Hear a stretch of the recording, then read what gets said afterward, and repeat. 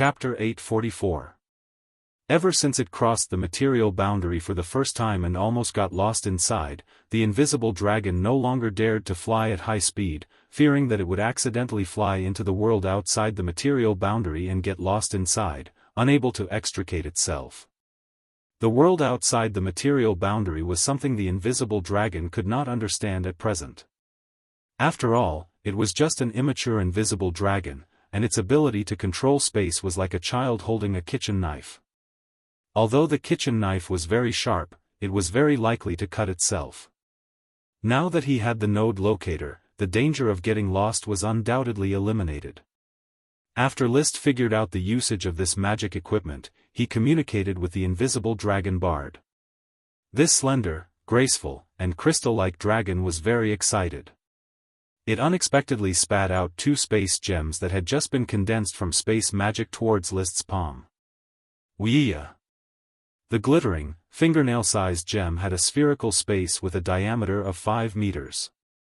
At least it knows how to be grateful, much better than that white-eyed dragon Leo. Liszt was pleased with himself, and the small emotion he felt because the invisible dragon was closer to a chi disappeared. He directly gave one of the 2 space gems to a chi. You often need to prepare a large number of experimental materials, and it is inconvenient to carry without a space gem. Take this one. Leaving one for himself, he had 4 space rings, which were almost enough to meet his daily needs. 2 space gems were enough for a chi. As a siren, she ate very little, and a wizard did not need a lot of resources for cultivation. Liszt, on the other hand, couldn't do it. He needed to carry too many items on a daily basis. Just his personal cultivation resources took up the space of 2 space gems, so 4 was barely enough. Naturally. With the existence of the invisible dragon, there would only be more space rings than he could wear in the future, so there was no need to worry about having enough. It didn't take long for Liszt to decide to try to cross the material boundary. The method of crossing was very simple. This was the invisible dragon's instinctive power, and it only needed to fly at full speed. Therefore, after the human and dragon became one, magic power and chi fused, quickly combining into a whole. With a flap of its wings, it quickly entered the material boundary and flew back and forth. Wuxia. When the invisible dragon reached its fastest speed, it seemed to be constantly flickering, and each flicker could reach a place hundreds of meters away. A little faster, Bard. Wuxia. He sped up again and again. The colorful world of magic power that Crystal White Orbit saw was like a moving picture frame by frame. The node locator on Liszt's chest buzzed. It was the invisible dragon scales engraved with magic runes operating, emitting a unique magic beacon. Boom! Suddenly, Crystal White Orbit's field of vision shook, and the scene suddenly changed. The node locator only felt a tremble, but there was no longer a buzzing sound. He and the invisible dragon had already arrived at a boundless, lightless, and soundless space, seemingly shielded from all senses.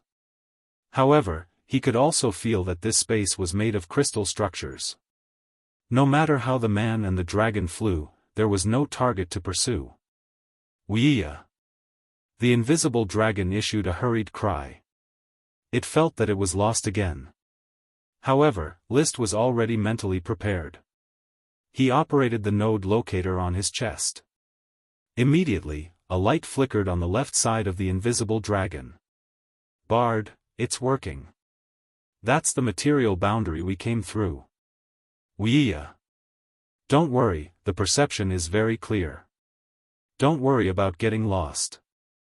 Let's look around here and see if we can find a node we can cross. With Liszt acting as the backbone, Bard no longer panicked and flew peacefully in the world outside the material world. Crystal White Orbit was still operating. Although the surroundings were pitch black and lightless, Liszt still patiently searched for any unusual traces. He had seen these scenes in Bard's memories, and he had also discussed them in detail with a chi, so he knew how to deal with them. Bard, search with your heart.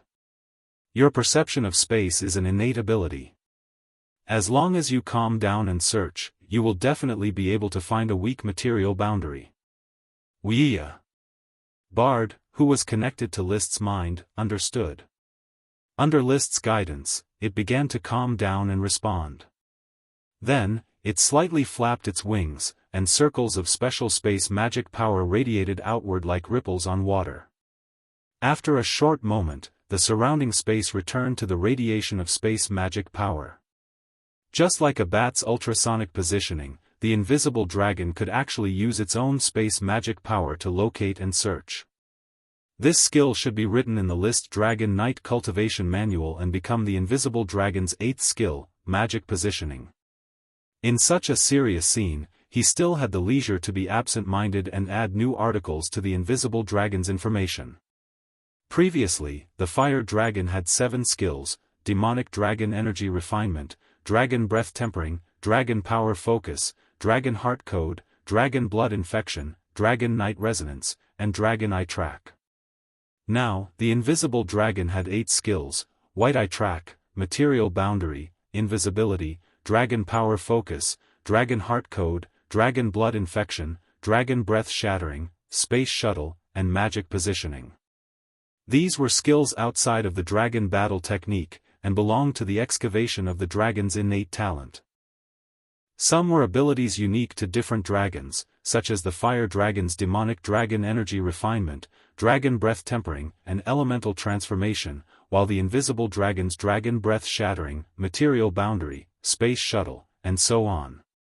Some were abilities common to all dragons, such as dragon power focus, dragon heart code, dragon blood infection, and slightly different white eye track and dragon eye track. The summary might not be comprehensive, mainly because List had been very busy recently, and the List Dragon Knight Cultivation Manual had not been updated for a long time. Thoughts flashed through his mind. He continued to control Bard to carry out magic positioning in the world outside the material world. In this special space, he couldn't sense the passage of time, and staying here for a long time would make him feel a little panicky. Fortunately, the node locator at the transmigration entrance was still emitting a response. Suddenly, magic positioning sent a trace of a different sign. One man and one dragon were immediately startled and flew at full speed toward the place where the abnormality was coming from, arriving there in the blink of an eye. Bard operated spatial magic power with all his strength and suddenly attacked the abnormal location. In an instant, the field of view of the white eye track changed once again. They had already arrived at a distorted, long tube space. This space lay across the huge weave, connecting the border of 2 material spaces. It was the Great Maelstrom Magical Transmission Array that List was already very familiar with. I actually came back here. He wanted to laugh awkwardly, but he held back. He only took a deep look at the weave that stretched out into the pitch-black darkness. The invisible dragon wasn't mature enough to break through the critical point, and he still couldn't see the true body of the weave dragon. Immediately after, he flew in the opposite direction to the other end of the wormhole space, which was the huge sea whirlpool of the Whirlpool Islands. The wormhole space was originally a one-way transmission array, and there would be a huge repulsive force that would push all objects to the entrance of the Whirlpool Mountains. But this was ineffective against the invisible dragon. It cheered and flapped its wings a few times, arriving at the entrance of the wormhole. With another fierce struggle, it flew out of the wormhole space. The rumbling sound of flowing water reached their ears, and there was a misty mist before their eyes. The moist air caressed their faces, and in the blink of an eye, they rushed out of the mist. List and Bard were at the entrance of the deep whirlpool well. One man and one dragon had successfully completed a spatial transmigration from the world outside the material world. He looked at the swirling funnel-shaped sea and the azure sky. Chapter 845. It was List's first time traveling to a world outside of the material world. He had a lot to learn. He did not stay in the Maelstrom for long. He flew directly to the nearby Maelstrom Island. Due to the lack of resources from the Flame Territory, the development of Maelstrom Town was very difficult. So far, it was only a small town. The total population of magicians who built mage towers here was less than 2,000. Therefore, they could only maintain a small town by the sea. They did not dare to explore the depths of the forest, where the powerful world of Warcraft was entrenched.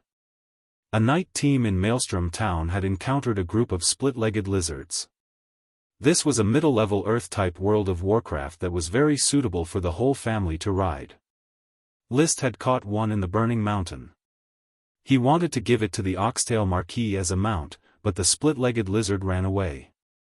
When I have time, I'll catch all the split-legged lizards here and see if I can raise them artificially.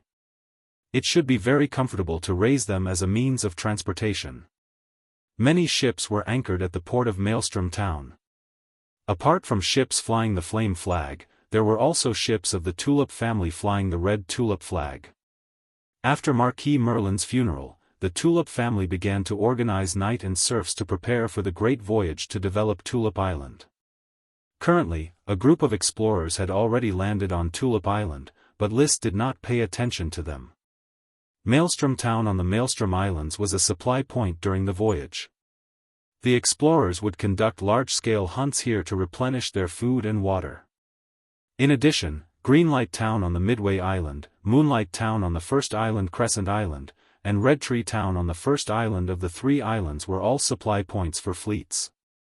Unfortunately, during the 3,000-kilometer voyage from the Maelstrom Islands to the Flame Islands, there were no other islands that could provide supplies. Circling above Maelstrom Town for a while, List did not alarm the guards here. He thought about it and decided not to stay here.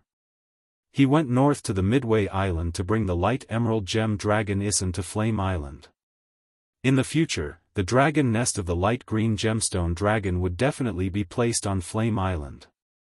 Hence, not a single trace of its aura could be missed. It had to be kept on Flame Island to produce gemstones. Considering the time, the Sapphire clan should already know that the light green gem dragon has fallen into my hands.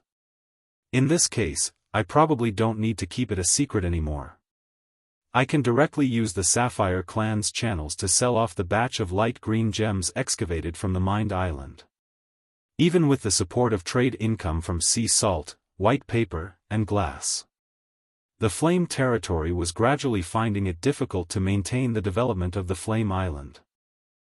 The resources that the territory had accumulated over the past 3 to 4 years were about to be depleted, and the Flame Island had yet to produce anything. Coupled with the astronomical amount of magic materials He had spent to develop the magic school, List, who had originally thought that it was easy to earn money, was gradually running out of money. Indeed, sea salt, glass, and white paper were all profit-making industries. Monopolizing the technology would earn them money like flowing water. However, the purchase of serfs, potions, food, metals, jade, magic materials, and other expenses were also spent like water. Relying on trade to make money is really slow. I'd better find a chance to rob the Eagle Kingdom. His heart began to stir again. It would be a waste not to fight for resources with 3 dragons. It was already night when Bart arrived at the Midway Island. He sensed the position of the light emerald gem dragon Ethan and flew there directly. Thus, under the hazy moonlight, Bart and Ethan met for the first time. Bart still had that disdainful look on his face. Whether it was the fire dragon Leo or the light emerald gem dragon Ethan, he did not show any malice. However, the pride of a dragon made it impossible for him to show kindness to other dragons. In his inner world, only he was the most honorable existence. Strictly speaking, List and Achi were existences that he recognized. Strictly speaking, List could only achieve half a recognition. Ethan could not see the invisible dragon that had deliberately hidden itself, but the connection between dragons allowed him to clearly sense Bart's existence. He was an adult dragon that had seen many storms. When he was in the Eagle Kingdom, he had dealt with many dragons. Thus, he also maintained an attitude of not seeing Bart, as if he did not see Bart, and indeed, he did not see him. Ethan, the environment of the Midway Island is too narrow for you to live in. I have already found an infinitely large island that has enough space for you to travel. As for the dragon nest that you want, I will slowly build it in the near future. Roar. There will be bone-burning wine, magic potions, and jade. Roar. Ethan agreed to List's request to migrate.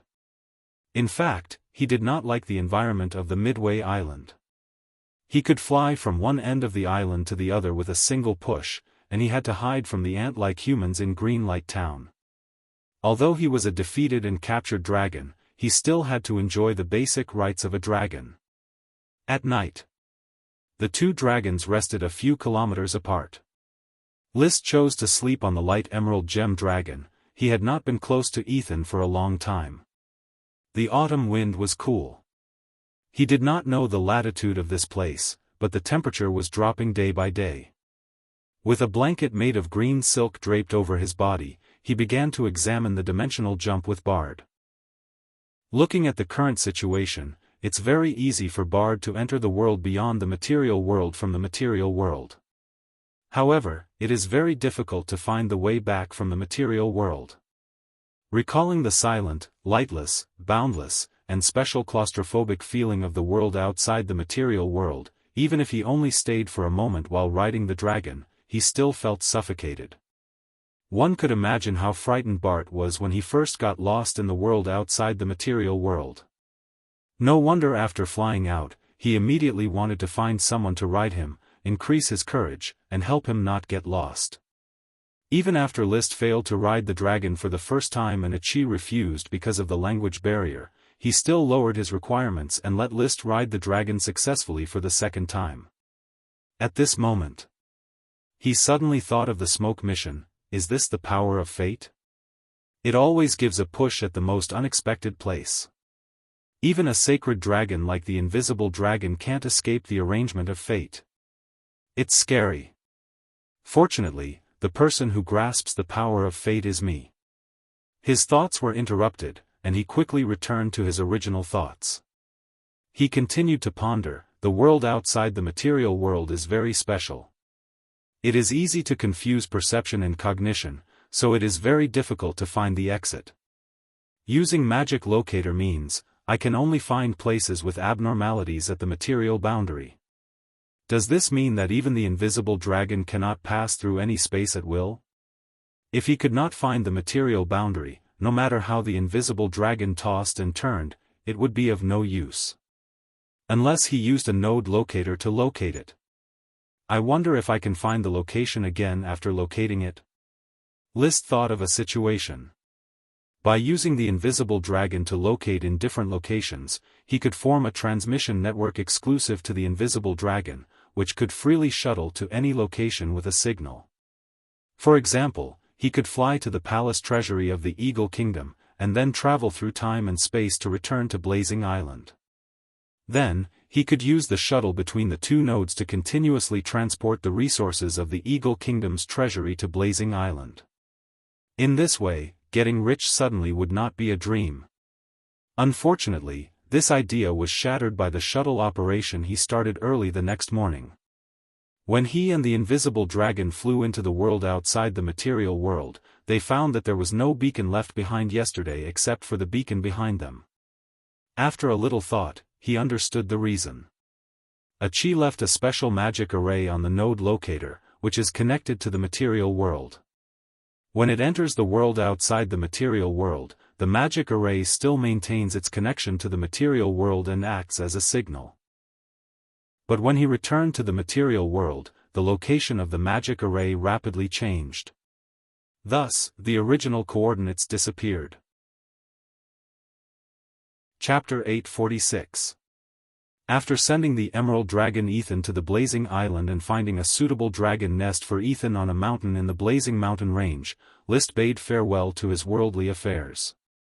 In the following days, he traveled with Bard to the material world and the world outside of it. He collected a large amount of information and handed it to Achi so that she could continuously improve the design of new magic gates. One day in mid-October, he and Bard flew into the world outside of the material world as usual, aimlessly searching for any new abnormalities. Up until now, apart from the wormhole space of the Great Maelstrom, no abnormalities had appeared. The world outside of the material world was like a pool of stagnant water. After several days without any discoveries, List couldn't help but feel a little discouraged. But at this time, the invisible dragon used magic recovery and finally found a new abnormality outside the abnormal point of the great maelstrom. Wuxia! Bard suddenly became excited. One man and one dragon quickly flew toward the abnormality. They roused spatial magic power and broke through the material boundary. They directly traveled out of the abnormality. Rumble. Their field of vision suddenly opened up, and they arrived in a strange space.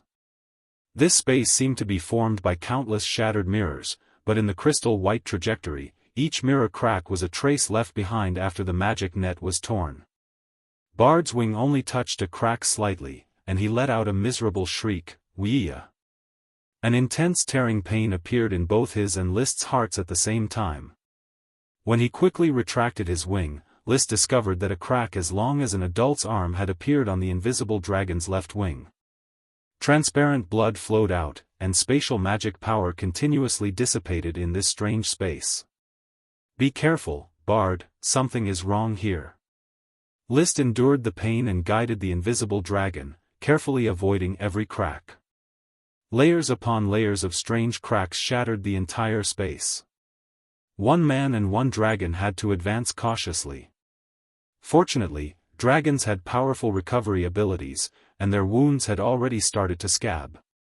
List took out a few magic potions and swallowed them to replenish the magic power he and the invisible dragon had consumed.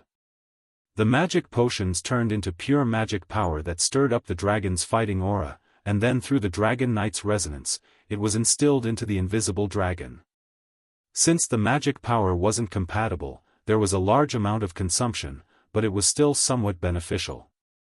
Only by fusing his warrior energy and magic energy with Little Fire Dragon Leo wouldn't consume too much energy. It's over there. The exit of the material boundary is over there. List kept using the crystal white orbit to scan the crack. Finally, he found the material boundary. Wuxia! The invisible dragon pointed at another exit. At the place where it was pointing, there was also a strange boundary that looked like a material boundary. List looked carefully and felt that this exit was likely to lead to a different material world. He had intended to go in and explore, but the dense cracks in the surroundings prevented him from passing through. He could only obediently return to the familiar material world. Hoo-hoo! Hoo-hoo! After returning to the material world, he immediately felt a gust of wind. He and the invisible dragon were in the middle of two towering mountains. This place seemed to be a vent. The strong wind constantly whistled past Bard's body, almost blowing him over. After leaving the air vent, he carefully sized up the place. He discovered that the mountains weren't very tall, but because they were very close, they formed an hourglass-shaped valley. The wind just happened to pass through the thinnest part of the hourglass valley, rapidly compressing and accelerating, producing violent gales. However, this wasn't a naturally formed environment, but an artificially excavated valley. The mountains on both sides had very obvious traces of chiseling with knives and axes, as if they were the masterpiece of a giant hacking. Strange, they are actually man-made carvings. The carvings on the mountains are very rough, somewhat similar to the effects of a super magic released by a chi. Could this be a masterpiece left behind by an ancient wizard? He suddenly urged Bard to fly high into the sky and look down from a height of 5,000 meters. He immediately discovered that he had passed by this mountain range when he was mapping. It was located on a great plain in the center of Flame Island. It was a long mountain range that couldn't be considered eye-catching, and the Hourglass Valley was at the center of the mountain range. Because of the trees blocking it, it was impossible to see the Hourglass Valley from a distance without looking carefully. There's a situation. List was overjoyed. He loved this kind of adventure the most. He didn't know what position Flame Island had played in the ancient war, but a large number of masters had definitely left traces on this island. The treasures they left behind might be divine artifacts like the Scepter of Time. He swooped down and returned to the Hourglass Valley. Activating the crystal white track, he could see the center of the Hourglass Valley, faintly revealing traces of magic. This special vent was connected to the broken crack space. List didn't intend to enter recklessly for now. Those cracks were too dangerous. He searched down the mountain and soon found that there was a huge native tribe of moon killer people living at the foot of the mountain. These natives were holding some kind of ceremony in an open space at the foot of the mountain. When List approached, he found that they were kneeling in front of 6 huge broken statues. Only one of the statues was intact. It was more than 20 meters tall, and it was the carving of a wizard wearing a magic cloak and holding a slender stone-broken sword in his hand. I wonder if there is a divine artifact sealed inside? A thought suddenly flashed through List's mind. Immediately after, he saw a group of ancient wizards on the open space. They were holding wooden trays high and approaching the statues. An ancient wizard, presumably a listener, was activating a huge brazier with blue flames in front of the statues. It seemed that they were going to pour the contents of the trays into the brazier with blue flames. How dare you! After seeing the contents of the trays, List was immediately enraged. His and Bard's dragon knight forms emerged from the material boundary. Dragon might spread unscrupulously, like an invisible wave impact. The tens of thousands of moon killer people on the open space were pressed to the ground by the powerful pressure. The ancient magicians were also pressed to the ground, unable to breathe. The trays in their hands fell to the ground one after another, issuing cries of goo goo, woo wah, and goo loo. Impressively, they were a group of lesser sprites, a group of sprite worms, as well as the largest sprite, which was making multiple cries. They were all tied to the trays and could not move. However, their eyes were fixed on the invisible dragon knight descending from the sky. Fear, surprise, and other emotions flashed in the eyes of these little creatures. Wuxia! The invisible dragon landed on the ground and directly swept away a half-collapsed statue. Stepping on the pedestal, it faced the sky and roared. Amidst its roar, List jumped off the dragon's back, drew out the Ice Soul Dragon slaying sword, and slowly walked toward the ancient wizards. The silver-white armor, the bright red cloak, the blue greatsword, and the light golden short hair were the most noble and unparalleled aura of a strong master. The light that was blossoming almost blinded the ancient sorcerers who raised their heads. He. Cassador. Mozairos. The tribal listener's magic power was vigorous, roughly at the level of a peak great wizard. Resisting the pressure of dragon might, it shouted and tried to stand up. List stirred up a new wave of dragon might and charged forward. Boom! The listener collapsed again. The other ancient wizards were also trembling with fear, not knowing what to do. The might of the dragon knight was so terrifying. It shocked everyone with its own strength, making the moon killer people, who had never come into contact with dragon might, unable to resist. List walked past the kneeling ancient wizards to the side of the greater sprite, stretched out his finger, and smeared a bit of jade powder on it, motioning the greater sprite to bite it. You are safe. Ongchi, crunchy. The greater sprite spat out a string of unintelligible bird language. Seeing this, List directly knocked on its head. Immediately, its upper teeth bit down, and the skin on List's finger was broken. The contract was completed in an instant. Chapter 847. Ongchi. The big elf was a little confused. Its body was a translucent grayish-yellow, and there was a small plant on its head. There were small white flowers on it, and there was a small oval fruit at its root. It looked like a potato. List used the telepathic contract to verify the sprite's thought process and understood what kind of sprite it was. Indeed, as he saw, it was a sprite born from a potato-like plant. If he was not mistaken, the plants it affected were very similar to the potatoes on Earth, which produced spherical tubers underground, commonly known as potatoes. This was a potato sprite.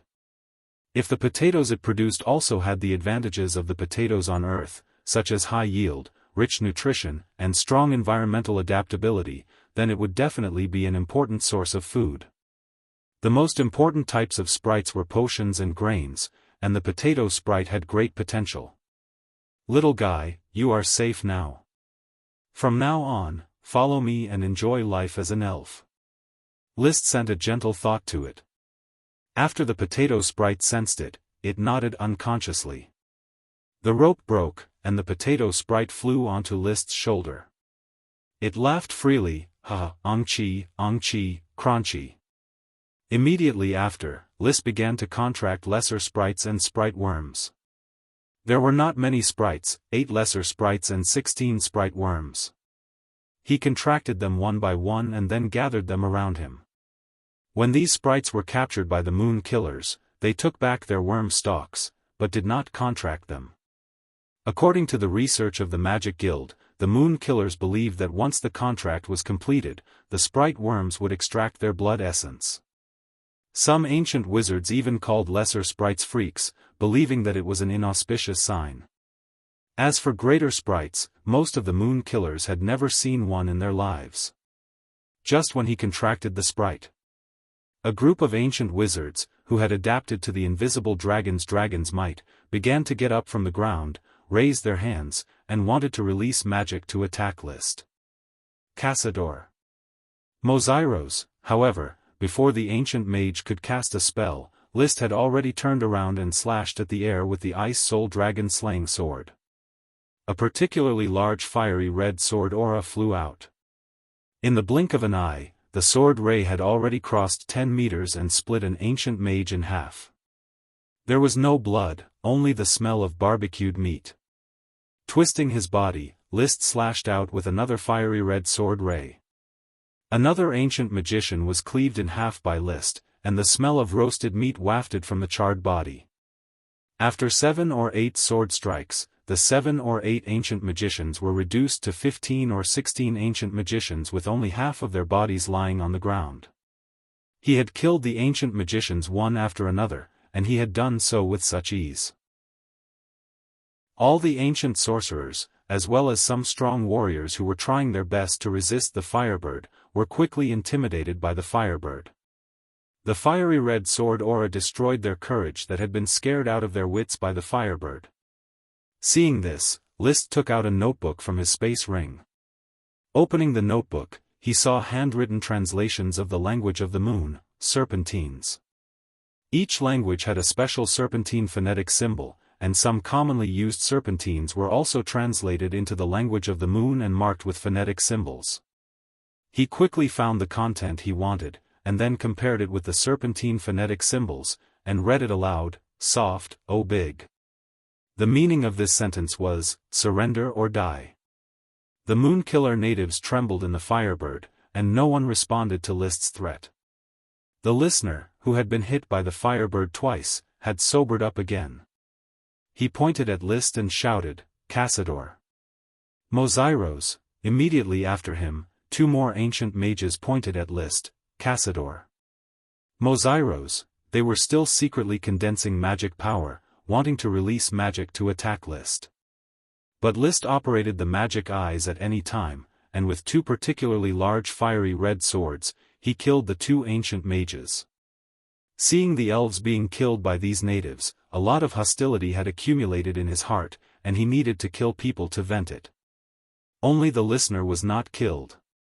Instead, List walked to his side and slapped him in the face with the blade of the Ice Soul Dragon slaying sword, sending several teeth flying and half of his old face swollen like a buttocks. Then he opened the notebook again, trying to translate what Cazador and Mozairos meant. Unfortunately, after searching for a while, he could not find the corresponding language of the moon. In a fit of anger, he shouted again, soft, oh big. After a moment of silence, an ancient mage finally took the lead and knelt on the ground, shouting, soft, oh big. This was the meaning of surrender. With this ancient mage taking the lead, the remaining 70 or so ancient mages followed one by one, shouting, soft, oh big. But the listener and the remaining 17 ancient mages still shouted fiercely, Cassador!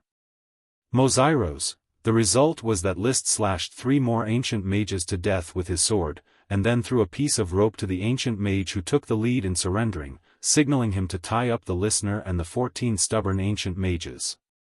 They were tied together, and then tied into a dead knot. The rope woven with hemp rope was unbreakable. Without resistance, the entire Moonkiller tribe, under the loud shouts of the ancient mages, quickly surrendered to Liszt.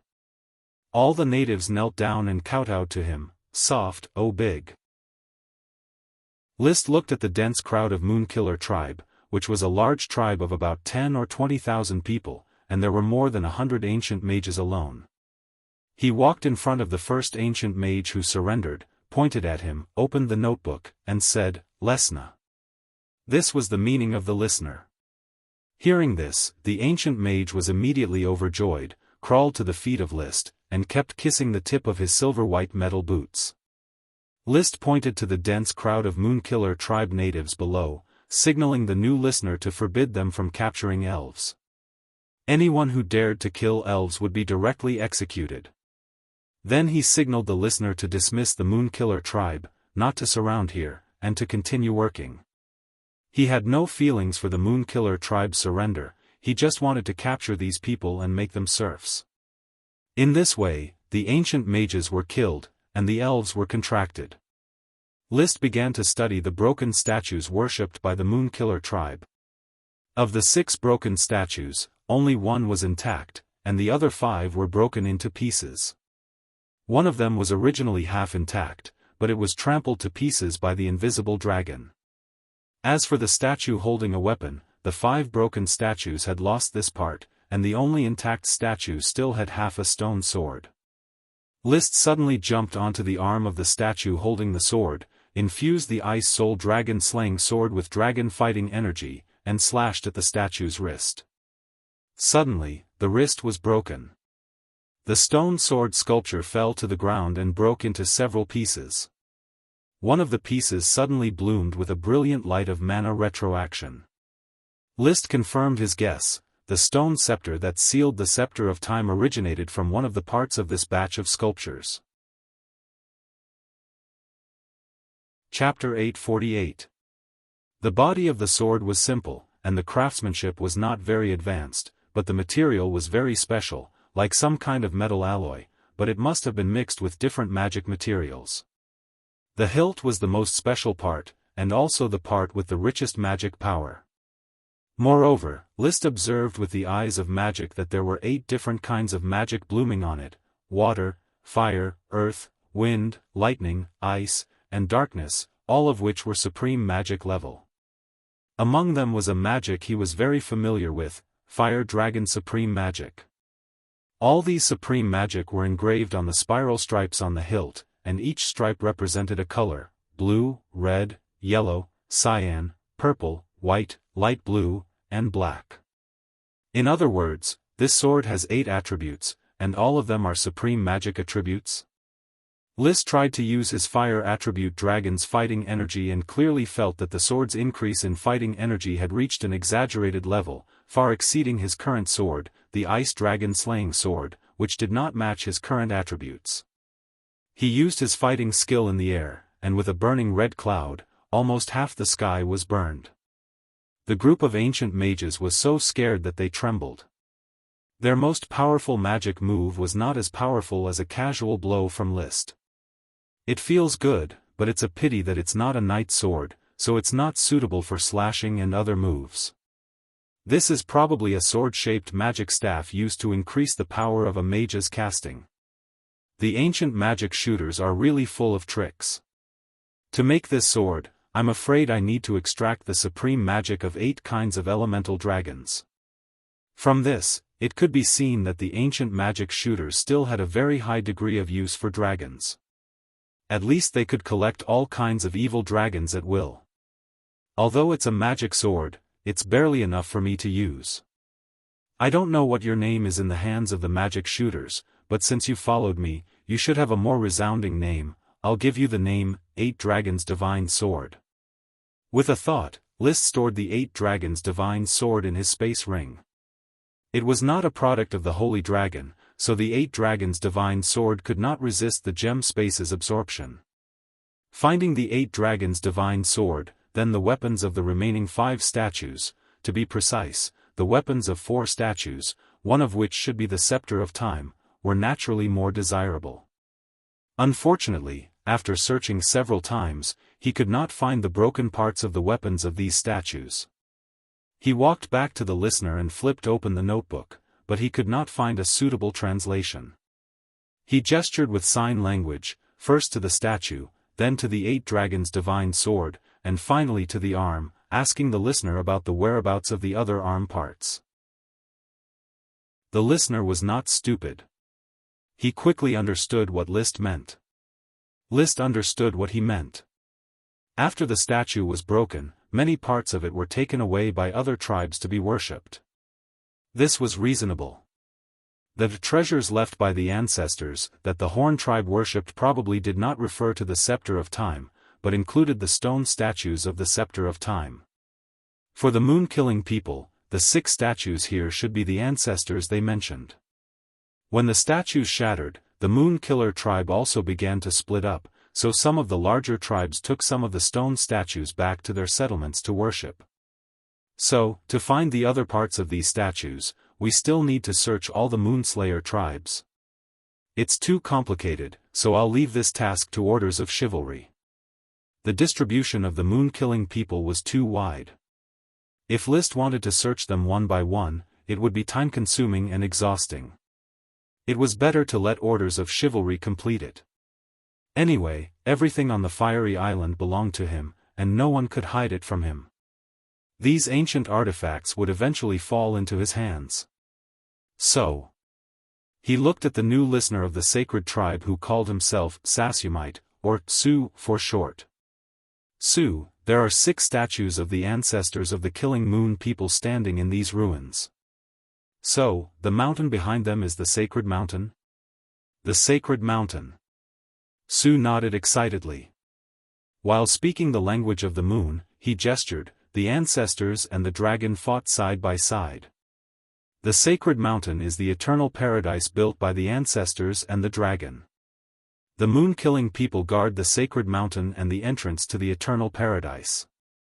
As he spoke, he pointed at the Hourglass Valley, his eyes revealing extreme piety.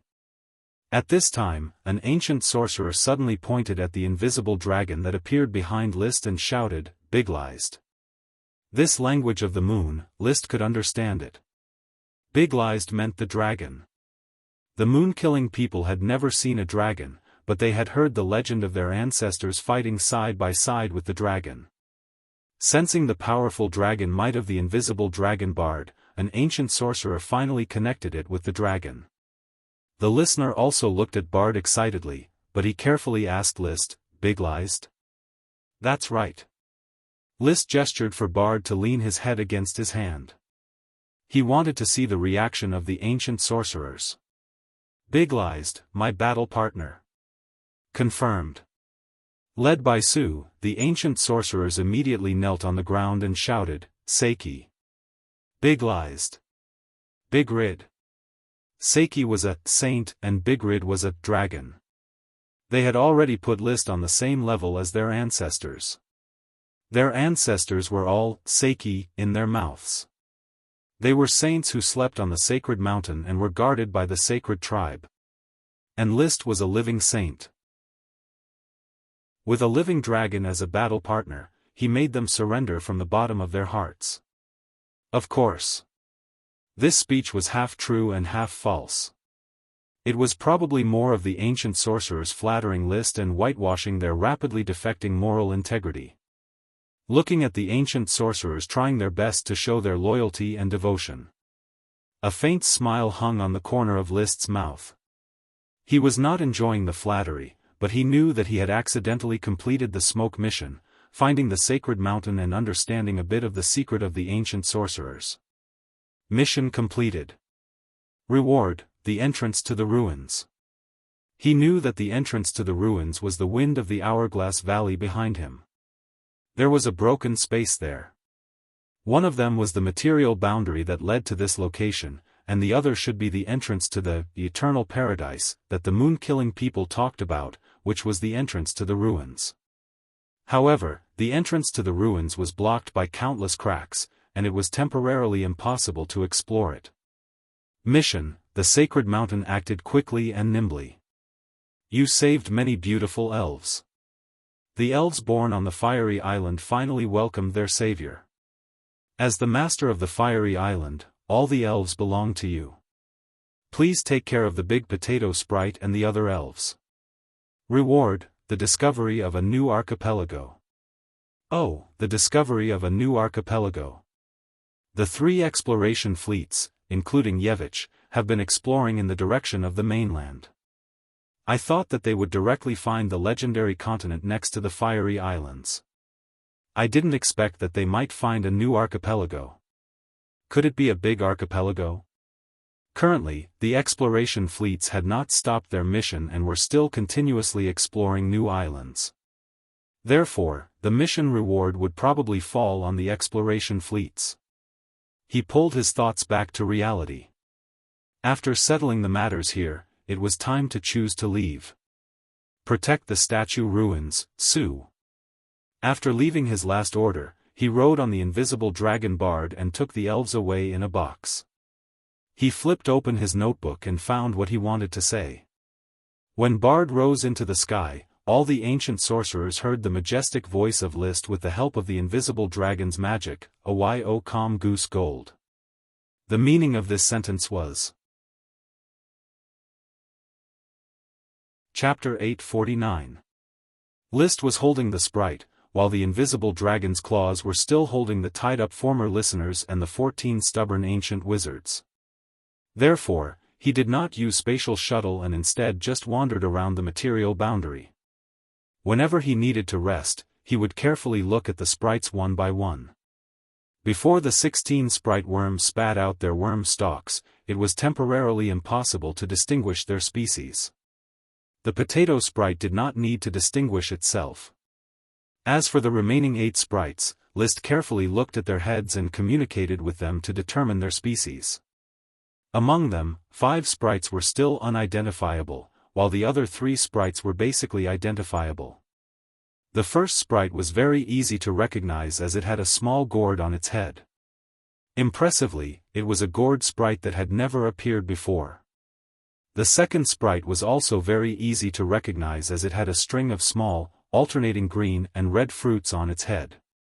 These fruits were coffee trees, an important cash crop in the forests of Blazing Island. Coffee was a very popular beverage among aristocrats. However, the Grand Duchy of Sapphire did not produce coffee trees and could only import them from the continent. However, there were many coffee trees in the forests of Blazing Island. Collecting coffee trees' fruits and coffee beans would become an important industry. The value of this coffee sprite was not low. The third sprite took List a lot of effort. It had a small sapling with a huge root on its head. Root was a prominent feature of trees in rainy and sultry forests. Many trees had a wing-like structure extending from the base of their trunks, resembling a wall of planks, and were called root. Because several kinds of trees had root, List held the sprite's head and looked at it for a while. Only then did he determine that it was a 4-wood sprite. 4-wood sprites were common trees in forests and belonged to the top of the forest. Their tall canopies were often located at the highest point of the forest and were the habitat of a large number of birds and monkeys. However, apart from being used as wood, the tree itself had no special value. Moreover, as wood, it could not compare to ironwood quality trees such as rockwood and stone wood. But in any case, for List, the existence of magical creatures like sprites was valuable in itself. There was no need to desire them to bring more value. Gallop, gallop. The potato sprite crawled out of the box and looked at List curiously. It had been looking at List the whole time. At the level of a great elf, the power of the contract was no longer a one-sided suppression. Great elves had sufficient independent thinking. However, since List had saved it, coupled with the familiar feeling, the potato sprite quite liked List. It was just curious as to why it liked List. List looked almost the same as those terrifying moonslayers, just a little prettier. My name is List Flame. Hang Chi, come, repeat after me, List. Lazy, T. That's right, just say it like this, List. Flame. Chi, List. Flame, very good. You already know my name. What about yours?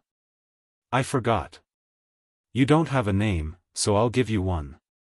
Seeing the potato on your head reminds me of a bomb. Why don't you call yourself Kutch, the heroic grenadier in League of Legends? A name was just a code. The potato sprite did not understand the concept of a name, so it accepted its name in a daze, Kutch. Chi, Kutch? Yes, Kutch. Ha ha ha, Chi, Kutch. The potato sprite giggled. List looked at it and began to think about how to plant potatoes and make them the staple food of the Flame Territory's immigrants in the future. The birth of a new food always required an acceptance process. However, the popularization of potatoes should be quick. Even if the Flame Territory's immigrants did not like it, they could still give it to the Moon's layers. As long as the planting of potatoes was promoted on a large scale, the food problem would no longer bother Flame Island. After returning to the infernal plains, he handed the listeners and the ancient magicians over to the Guild of Magic. Interrogate them harshly. These are the listeners of the Holy Tribe and a group of loyal ancient magicians. I want to find out everything they know, especially what Casido and Mozairos mean. Yes, Your Highness. Also, organize a group of magicians in charge of species identification to help me identify the species of the sprite. The interrogation took time, but before dinner, List already knew what Casido and Mozairos meant. Casido referred to barbarians, while Mozairos referred to evil forces that desecrate magic.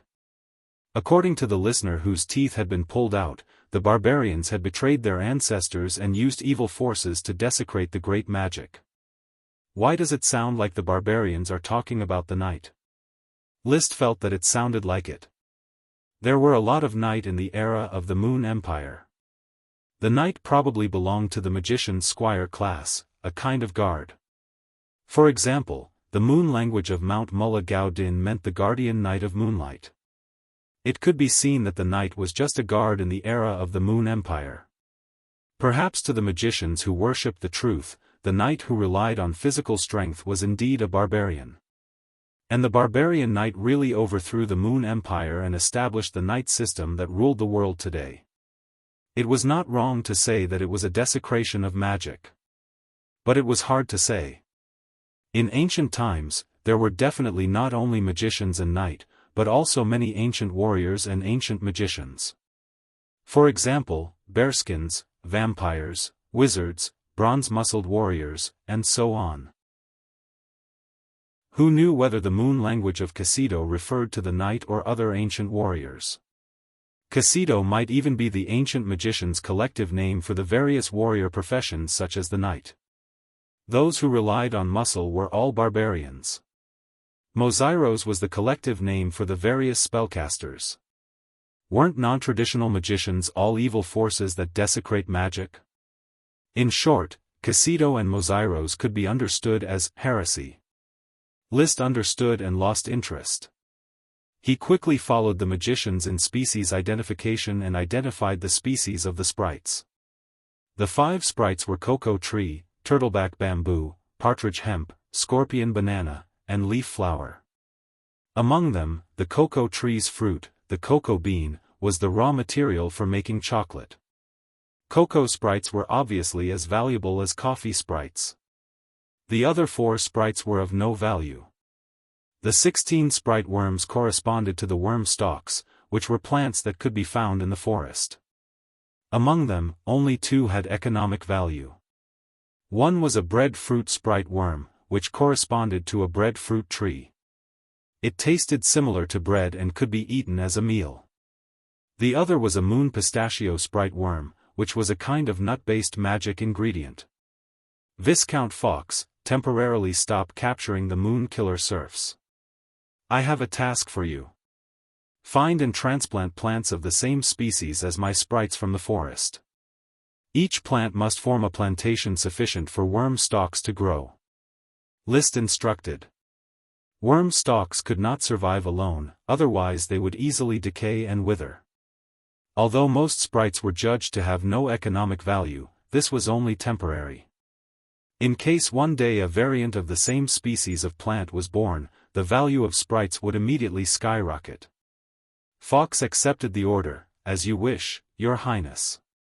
In addition, the potato sprite Kucha species is a potato, which can be used as a staple food. You have to build a potato plantation as soon as possible. It is already autumn, so if you hurry, you can still plant potatoes in winter. With the worm stalks, the plants in the plantation would not freeze to death even in winter. It was just that they would stop growing. Chapter 850. The elves made the arrangements to complete the mission as soon as the plantation was built. After returning from the Moon Slayer tribe, List had let his guard down. He would often patrol around on the invisible dragon and no longer hide himself. Up until now, Blazing Island had yet to build a dock. All the knights, craftsmen, serfs, and spellcasters were unable to leave after arriving. After all, the Great Maelstrom teleportation formation was a one-way one. The ships of Durut Red Apricot's fleet were basically stranded at the mouth of the Great Maelstrom River, unable to return without supplies.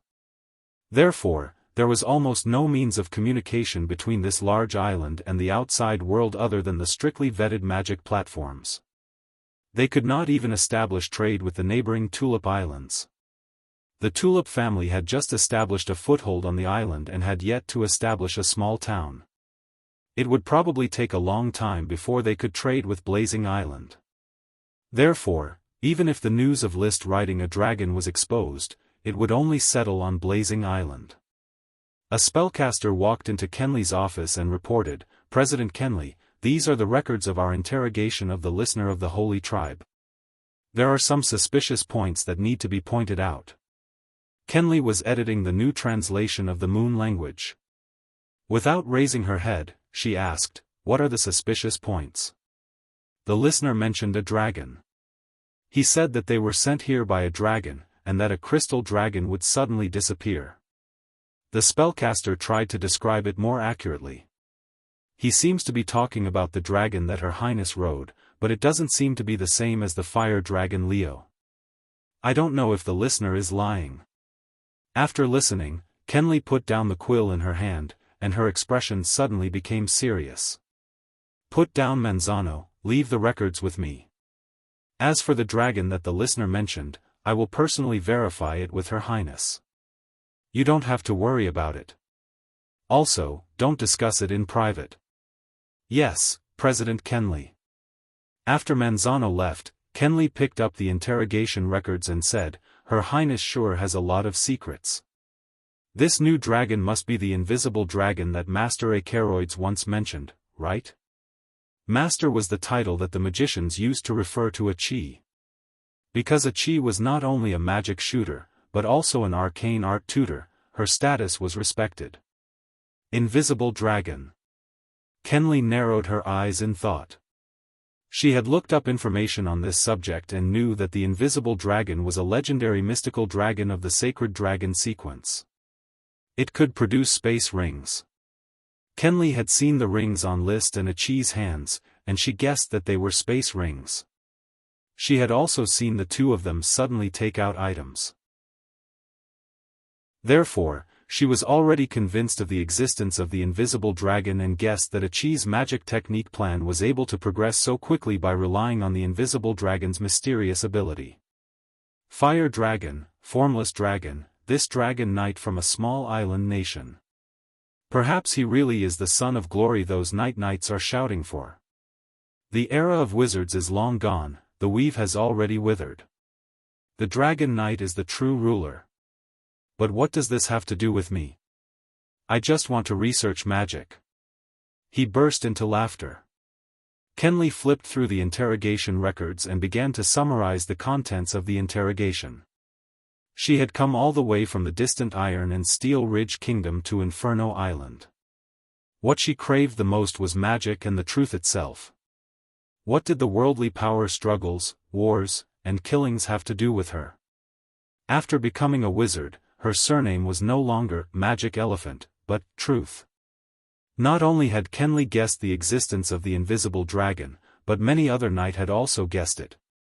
Orders of Chivalry took a nap on the way to capture the Moon Killer natives, and 2 knights went to a distant place to relieve themselves. All knights who landed on Inferno Island had developed good hygiene habits and no longer urinated or defecated anywhere.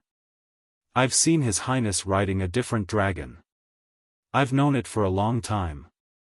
I still remember the roar of the dragon when we were transporting the materials on the frame ship when we passed through the Great Maelstrom teleportation array. I heard it very clearly. It was a sharp, ear-piercing, and intimidating sound. There's also a huge dragon's might. I remember it now. But what kind of dragon was that? I don't know. In short, His Highness is the son of glory favored by the Knight Glory. There is no doubt about this. As long as we follow His Highness closely, we will become glorious nobles sooner or later. The 2 did not know that not far from them, Cross Buckthorn, the leader of the Orders of Chivalry, was also relieving himself. A moment later, Cross returned to the Orders of Chivalry and chatted with another leader, Durut Red Apricot. I just heard another knight discussing His Highness Dragon. They were discussing how many dragons His Highness has. Durut replied in a somewhat clumsy serpentine. Even in private, these knights from the Eagle Kingdom who were used to speaking in the wind language began to speak in serpentine according to List's request. That's right. The knight's curiosity about dragons will never diminish. However, they are not the only ones curious. We are the same. That's right. Who would have thought that His Highness not only has 1 dragon, but 2? Together with His Excellency Achilles, the nation of fire will be unprecedentedly powerful in the future. That's why there is a saying in my hometown, don't mourn for a lost dog. It may bring another dog back. We were captured in the middle of the sea. Who would know that we weren't abandoned by the glory of the night, but that we were deeply cared for by the glory of the night? Durut said and looked at Cross. Especially you. Crossing through the Great Maelstrom teleportation array once, you were promoted from a Viscount to a Count. If your former colleagues knew about this, they would be jealous of you. Cross smiled proudly. His Highness is generous. It is my honor to follow him.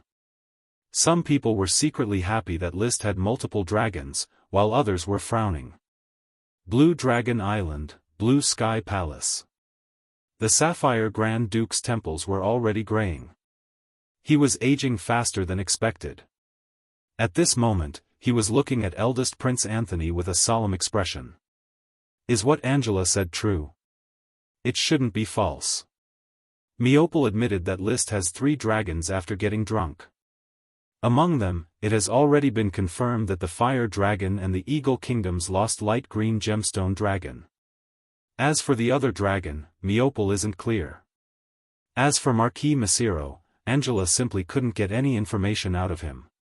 Although Macero's talent is trash and his character isn't outstanding, he still inherited the shrewdness of the Taro family. Angela doesn't have the ability to get information out of him. The Grand Duke knocked on the table. This time, Angela delivered a letter to the family and made a great contribution. Later on her birthday, send a great sprite. Father, do we need to send a great sprite? Anthony was a bit reluctant. Even the dragon-rearing family didn't have many great sprites. The Grand Duke sighed. Do you think a great sprite is just a reward? That's to show the goodwill of the Sapphire family. I have studied List for a long time. Although he is young, he can't be treated as a young person. He has a strong purpose in doing things, and each of his actions has a purpose. If List knew that his unreliable thoughts and actions were praised by the Grand Duke, he would probably blush in shame. He really didn't have a purpose in doing things. Of course, releasing the news of 3 dragons was intentional. The Grand Duke's words couldn't be considered an exaggeration. Chapter 851. Only the Sapphire Grand Duke and his heir, Anthony, knew where the Sapphire family was headed. Liszt, who was more than 7,000 kilometers away, was not clear. He was very busy and had no time to pay attention to the situation outside the Flame Archipelago. Of course, a lot of information was still pouring into him. The rats organized by Xavier Oxdung and the blood servants managed by Mary Dawn were his 2 eyes hidden in the shadows. The rats were mainly responsible for inquiring about the internal information of the Grand Duchy of Sapphire, and more to protect the territory from infiltration by foreign forces. The blood servants were dispatched to the Eagle Kingdom and the Steel Ridge Kingdom, mainly to lurk and wait for major movements to be discovered before giving an early warning. However, the current situation of the Sapphire family was stable. The Eagle Kingdom was busy withdrawing to maintain stability, and the Steel Ridge Kingdom and the Blast Furnace Kingdom were at war. No one had time to pay attention to the Flame Archipelago. The fleet of the Pinecone family has arrived at the mouth of the River Whirlpool. I'll go there myself and arrange the development work of the Pinecone family. Liszt received a message from the knight and made some arrangements. Let Viscount Vernal take an orders of chivalry and 5,000 serfs to the mouth of the River Whirlpool. From Firewood Town to the mouth of the River Whirlpool, the orders of chivalry could take the sloop that had just been launched at the dock. The ship went smoothly. Although it was not fast, it was better to save physical strength. After calculating the time, Vernal Inc. should have already arrived at the mouth of the River Whirlpool with the orders of chivalry. Liszt rode the invisible dragon bard and set off to meet the Pinecone family that followed him. Boom! Arriving above the camp, Liszt jumped directly from the back of the invisible dragon. His figure slowly appeared after landing. This had become his standard appearance. He always liked to play with this kind of low-key and luxurious abrupt atmosphere. Your Highness. The orders of chivalry in the garrison camp saluted when they saw Liszt coming out of the dust. They were already used to it. Liszt patted the dust on his cloak. At this time, Vernal and Roland Pinecone had already come out to greet him. Your Highness.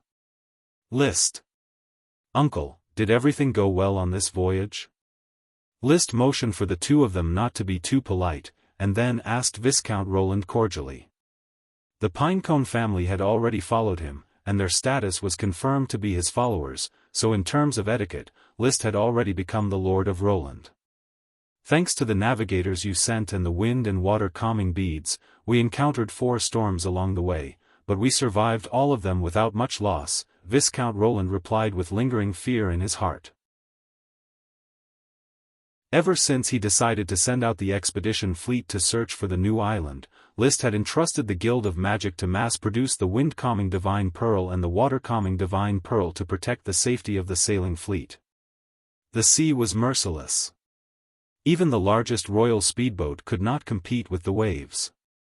However, the wind-calming Divine Bead and the water-calming Divine Bead could calm the threat posed by the waves. It had to be said that in a world full of magic, there would always be a magical way to deal with it. It's good that you arrived safely, Liszt comforted him. At this time, he saw that behind Viscount Roland, there was a young, slightly chubby knight. It was Viscount Roland's youngest son and Liszt's cousin, Raleigh Pinecone. The other cousin, Russell, stayed in the family territory to deal with the handover of some territory and did not come along. The womenfolk of the Pinecone family also did not come along. Liszt. Raleigh wanted to greet him, but he was a little fearful. At that time, when he was still the Baron of the Flower Town, he and Liszt could still talk and laugh, and even show off the topaz pendant his grandfather had given him. But when Liszt became a Dragon Knight, he gradually felt that this cousin of his was a stranger, and he slowly developed a sense of awe. In particular, he often heard his father and mother admonish him on how to face the Dragon Knight. The difference in status stemming from the knight system deepened Raleigh's sense of inferiority and fear. His cousin, whom he once teased and only received a tattered letter from his grandfather as a gift, had grown into one of the top figures in the world in terms of power, strength, and influence. He was no longer the little cousin who was disliked by the family, in his memory. Cousin Raleigh. List walked over and patted Raleigh on the shoulder with a smile. Not bad, you have become an Earth Knight. Although he was not close to Aunt Melinda's relatives and had very little contact with them, but he still released enough cordiality. After all, the other party had already sought refuge with him. Raleigh smiled awkwardly. I haven't even become an elite, I'm still far from it. If you hone yourself more, then becoming an elite Earth Knight will not be a problem. Seeing that Raleigh was really nervous, List no longer forced himself to reminisce with his cousin. He turned back and continued to talk to Viscount Roland. I have already planned for the Pinecone family's arrangements. Uncle will develop here at the mouth of the whirlpool and will be responsible for the trade with the Tulip Island in the future. I will be responsible for the trade with the Tulip Island? Yes, mainly because the two islands share resources. The Tulip family will go all out to develop the Tulip Island, but they definitely don't have enough labor. I will support them with some serfs. You don't have enough serfs, do you? It was not enough in the past, but now there are too many serfs. There are a large number of indigenous tribes on Flame Island, all of which are a source of high-quality serfs. Because there are too many of them, my temporary knight followers are not enough, and I may not be able to digest so many serfs. This is really exciting news. Viscount Roland hesitated a little and said, Can the Pinecone family also buy a batch of serfs? There is no need to buy them. You can catch them yourself, but pay attention to capturing serfs at the lowest cost. Don't cause too much unnecessary killing. Flame Island is too big. If you want to fully develop it, you need a large number of serfs. Capturing all the indigenous tribes is still not enough. At this stage, there were too many indigenous people to digest, but when the knight class developed and grew, the number of indigenous people would become scarce. Therefore, every indigenous person killed was a loss of resources. Vernal added, with the consent of His Highness, our orders of chivalry rarely use the method of capturing serfs. We mainly recruit serfs by luring the ancient mages. When most of the indigenous tribes are attracted to serf life, even the ancient mages can't stop the annexation and obediently work for us. Countless years of forest life had seriously degraded the intelligence of the ancient mages. They could not distinguish the naked nibbling of the foreign knight. Even if they sold themselves, they would still have to count the knight's money. Although these ancient mages' spellcasting level was not high, the magic effect was good. After unified management and continuous brainwashing, they could probably serve as pioneers in the development of the forest. They were much better than the black uncles in Africa. At least the Moonslayers were not lazy and would work hard. After all, the bloodline of their ancestors came from the Moon Empire, not from gorillas. Immediately, the Pinecone family took root at the mouth of the Whirlpool River. The family was an old Viscount family, and they were relatives of the Taro family. They had accumulated a lot of wealth. The knight who was willing to follow, plus the temporarily recruited Earth Knight, totaled more than 300. There were more than 800 trainee knight, and the first batch of 1,000 serfs to migrate. This was not a small help for the development of Flame Island. Chapter 852. It was mid-November. The Potato Sprite Cookies potato plantation had been built long ago. In addition to List coaxing Cookie to plant a lot of potato sprouts, Orders of Chivalry also found a lot of wild potatoes from the wilderness and planted them all in the plantation. In the next few days, various sprite worm stalks landed and plantations were built one after another. Orders of Chivalry attacked many large tribes and rescued 8 sprite worms in succession, which were handed over to List for a contract. The plantations were also quickly planned. All the plantations were very large, but the plants in the plantations were actually very sparse. But in any case, the smoke mission was successfully completed. Mission completed. Reward, discovery of a new island. The reward had already been issued, but List had yet to receive the exploration fleet's report. He had no time to care about the exploration fleet's report because the new mission had already been issued. Mission: Achi has perfected all the detailed steps of the Magic Gate experiment. Next, it is time to witness a miracle. However, behind the miracle is countless sweat. Please assist Achi in completing the Magic Gate experiment. Reward: Achi's new elemental embodiment. The Magic Gate experiment is finally about to begin. List was not surprised at all. Achi often talked to him about the progress of the Magic Gate experiment, so he was very clear about it. He was also ready to work for the Magic Gate together with the invisible dragon Bud. He pondered for a moment about the reward of the smoke mission, Achi's new elemental embodiment. What will it be? She has already grasped the water element and the ice element, and the target for her third elemental embodiment is the earth element. If nothing unexpected happens, it should be the earth element. Soon. He had already arrived at the wizard tower and saw Achi, who was writing notes. Achi, when will the Magic Gate experiment begin? Achi is writing down the details of the Magic Gate experiment. When the time comes, I will need Big Brother and Bud's cooperation. It will take about a week to rehearse. For the time being, we will begin the Magic Gate experiment a week later.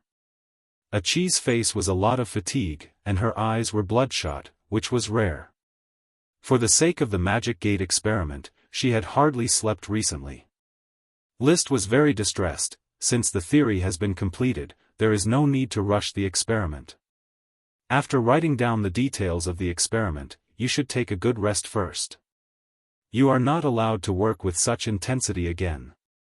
Compared to magic or experiments, your body is the most important, understand? Achi smiled sweetly. Achi understands. Rubbing her blue hair, he was in a trance for a moment, as if Achi was still the soft and weak little siren, not the great magic shooter who accepted the pilgrimage of the sorcerers. In the end, Achi wrote detailed operation of the Magic Gate experiment overnight. After handing it over to List, she spent some time explaining it to List in detail before List forced her to rest. Holding the notebook, List leaned against the formless dragon bard and read it carefully. The experiment seemed whimsical, but the details were very detailed. The main thing was to open up the nodes of two material spaces and then connect them by tearing the weave apart. The operation was a little complicated, but Bard's ability was enough to complete it. He opened the two magic doors. Just as he was familiarizing himself with the details of the operation, the reward for the smoke mission came late. Finally, they received the good news from the exploration fleet. They had discovered an island 500 kilometers west of the Flame Archipelago. After the joint exploration of the three exploration fleets, they discovered that it was a new archipelago. Although the area of the island was not big, it was probably smaller than the Whirlpool Archipelago. But the geographical location was good. It was in the direction of the Flame Archipelago to the continent, which would shorten the sailing distance. Order Captain Yevich to continue leading the exploration fleet to the legendary continent and open up a route for the Flame Archipelago. Also, investigate the information of the continent's coast. Find out the distance between the Flame Archipelago and the continent, and find out which kingdom this part of the coastline belongs to. After a pause, List ordered again, tell Yevich that when he reaches the coastline of the continent, he will be promoted to Earl. Yes, Your Highness, Lucy and the twins replied. They performed well as operators and were worthy of List's trust. Not long after learning from Achi, they learned ordinary magic and advanced from their status as magic apprentices to ordinary sorcerers. They were becoming more and more qualified to be Achi's assistant. A week passed in the blink of an eye. Achi, who had rested well, began to host the Magic Gate experiment. List and Bud had already memorized the operation manual and knew all the details like the back of their minds. It was similar to the previous node observation experiment, where Achi set up a large-scale magic formation. A total of 2 had to be set up, and they chose to set them up in the north and south directions of the swirling mountain. After the first magic formation was activated, List and Bard became one with the dragon and quickly used the power of the magic formation to break through the power of an adult dragon. Then, they forcefully opened up the node of the material boundary. They then rushed to the second magic formation and forcefully opened up the node. At this time, the human and dragon followed the established steps of the experiment and entered the world outside the material boundary from the node. In the crystal white vision, the two adjacent nodes were especially clear. Bard, get to work. Build a magic channel between the nodes, complete the connection between the nodes, tear apart the magic net, and make a real space channel. List's mind was clear. Without any delay, he controlled the invisible dragon Bard and began to release space magic, using the invisible dragon itself as a bridge to connect the two nodes. After the magic was connected, they could feel the attraction between the two nodes. Let's begin. Wuxia. Bard spread his wings and suddenly clawed at the pitch-black void with his claws, grabbing the space magic that had already formed a line. Then, he flew outwards with all his strength. The magic threads were constantly pulled and pulled, pulling the two nodes in the same direction, and creating circles of ripples in the world outside the material boundary. In the area of the ripples, the faint traces of the magic net could be seen. This is the moment. Explode. List keenly sensed the movement of the magic net. The human and dragon erupted and pulled with all their strength. The next moment, as if something in the void had shattered, the space magic threads quickly pulled out a tubular channel. And this tubular channel just happened to pass through the magic net, already piercing through the magic net. However, unlike the wormhole space of the Great Maelstrom magic teleportation formation, this channel was not stable. As the magic net continued to compress, it soon showed signs of collapse. The two material nodes also began to become unstable. Let's go, Bard. Let's test out the smoothness of the channel. List did not waste any time. The human and dragon quickly flew into the newly formed channel. To the left was the magic formation at the south of the Maelstrom Mountain, and to the right was the magic formation at the north. He chose to go left first. The spatial channel was very short, and in the blink of an eye, they passed through the ripples and arrived in the real material world. It was indeed the entrance to the magic formation at the south of the Maelstrom Mountain. At this moment, the entrance flickered with a dark blue light. No matter how one looked at it, it was collapsing inward, forming a vortex door. List did not waste any time. He once again rushed into the spatial channel and entered the entrance. Cracks had already appeared in the channel under the constant pressure of the magic net. The human and dragon did not dare to stay any longer. They directly passed through the channel as fast as they could and rushed out from another exit. Suddenly, they arrived at the entrance to the magic formation at the north of the Maelstrom Mountain. Just as he rushed out, the dark blue light at the entrance did not last long before it suddenly exploded. All the light disappeared into nothingness, and the magic formation also collapsed at this moment. Many precious magic materials lost their luster at this moment. Their magic power was exhausted, and they became waste. However, List laughed. He jumped down from the back of the invisible dragon and laughed heartily. Achi, the experiment is a success. We have successfully opened the magic gate. In front of the magic formation. Achi's eyes were like whirlpools. It was as if she had seen through List's two transits and seen the situation in the spatial channel. Chapter 853. This chapter is to congratulate Boss Zhang Gu. It's only one chapter for now, and will be followed up with 5 chapters. Thank you for your continued support. Big brother, Achi seems to have captured some strange information. Achi's pupils were still whirlpools, which was the look of the super magic eyes. What strange information? List asked casually, still immersed in the shock and joy of opening a magic gate. It's a special magic composition. It's very strange, just like the space magic Qi has been studying. It's really similar. It's very similar to the magic information on Bard's body. Qi said and looked at Bard, who stuck his head out. Big brother, can you ask Bard to condense space magic? Bard could already understand the human language, so Qi could directly command him. She believed that he would be willing to do as she said. However, Qi was a considerate little siren and respected List, the invisible dragon's knight. No problem. List immediately used the dragon heart code to communicate with Bard.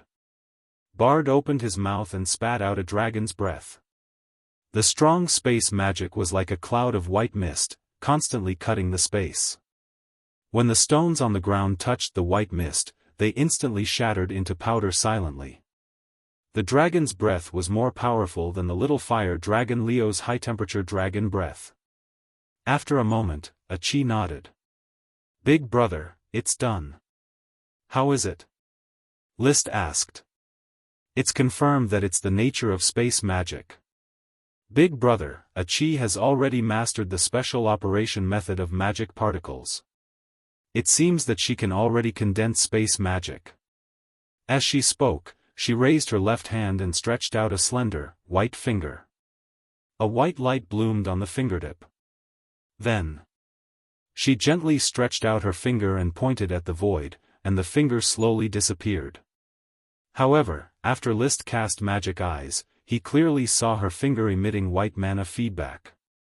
Her finger had reached into the material boundary and could hide like the invisible dragon. Seeing this, List suddenly realized that the so-called reward of the smoke mission, Qi's new elemental incarnation, was not the earth elemental incarnation. It was the space elemental incarnation.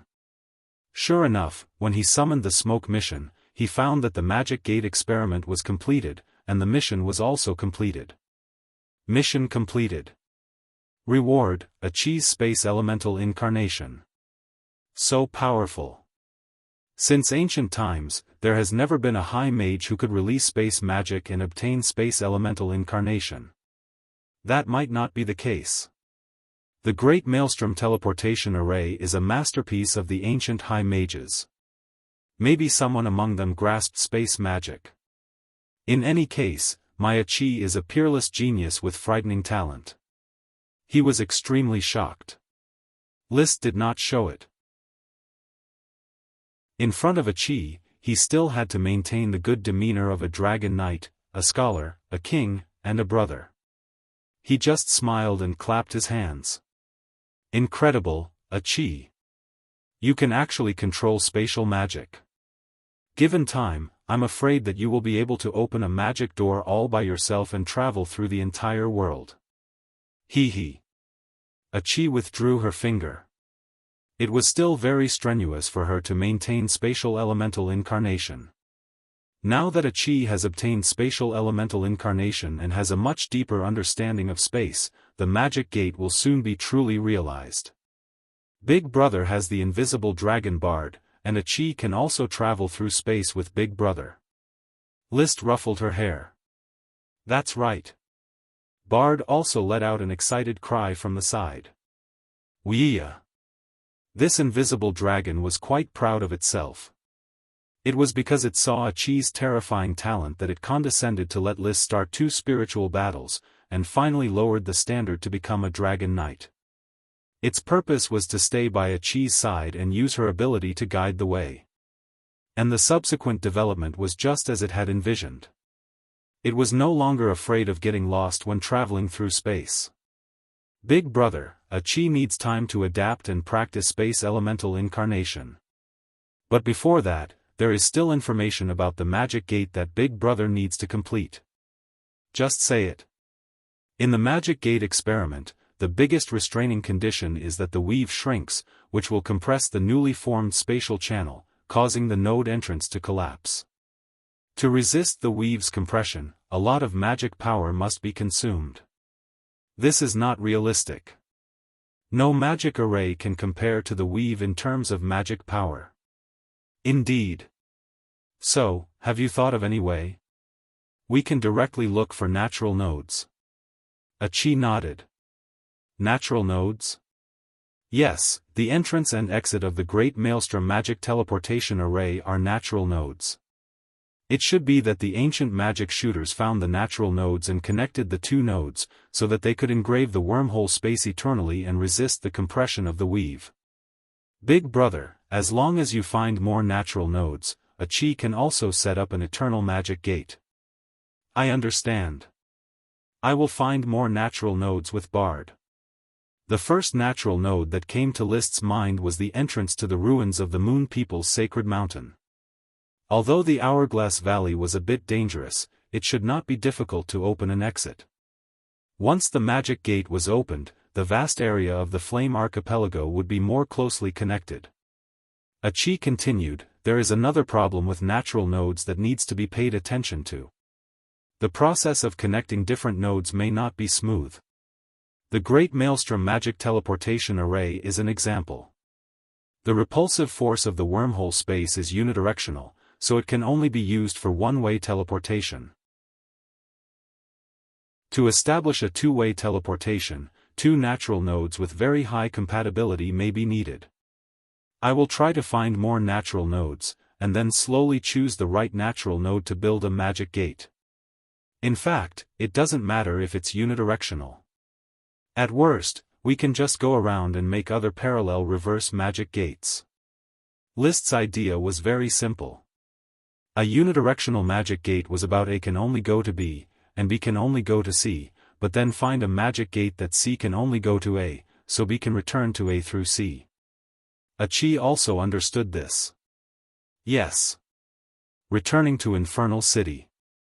List's excitement had not yet subsided. He was complacently thinking about how to find natural nodes and build a magic gate. At this time, the smoke in front of him slowly appeared and condensed into a paragraph of serpentines. It was the latest smoke mission. Mission: Leo has not returned to the Black Horse Island territory for a long time. Goldie, Little Red, and Little Purple are growing slowly, but they cannot dispel the loneliness in the heart of the Phoenix Parasol Tree Great Sprite Infant. As the master of the sprite, why not solve its troubles? Reward: a jade stone mine. Jade vein?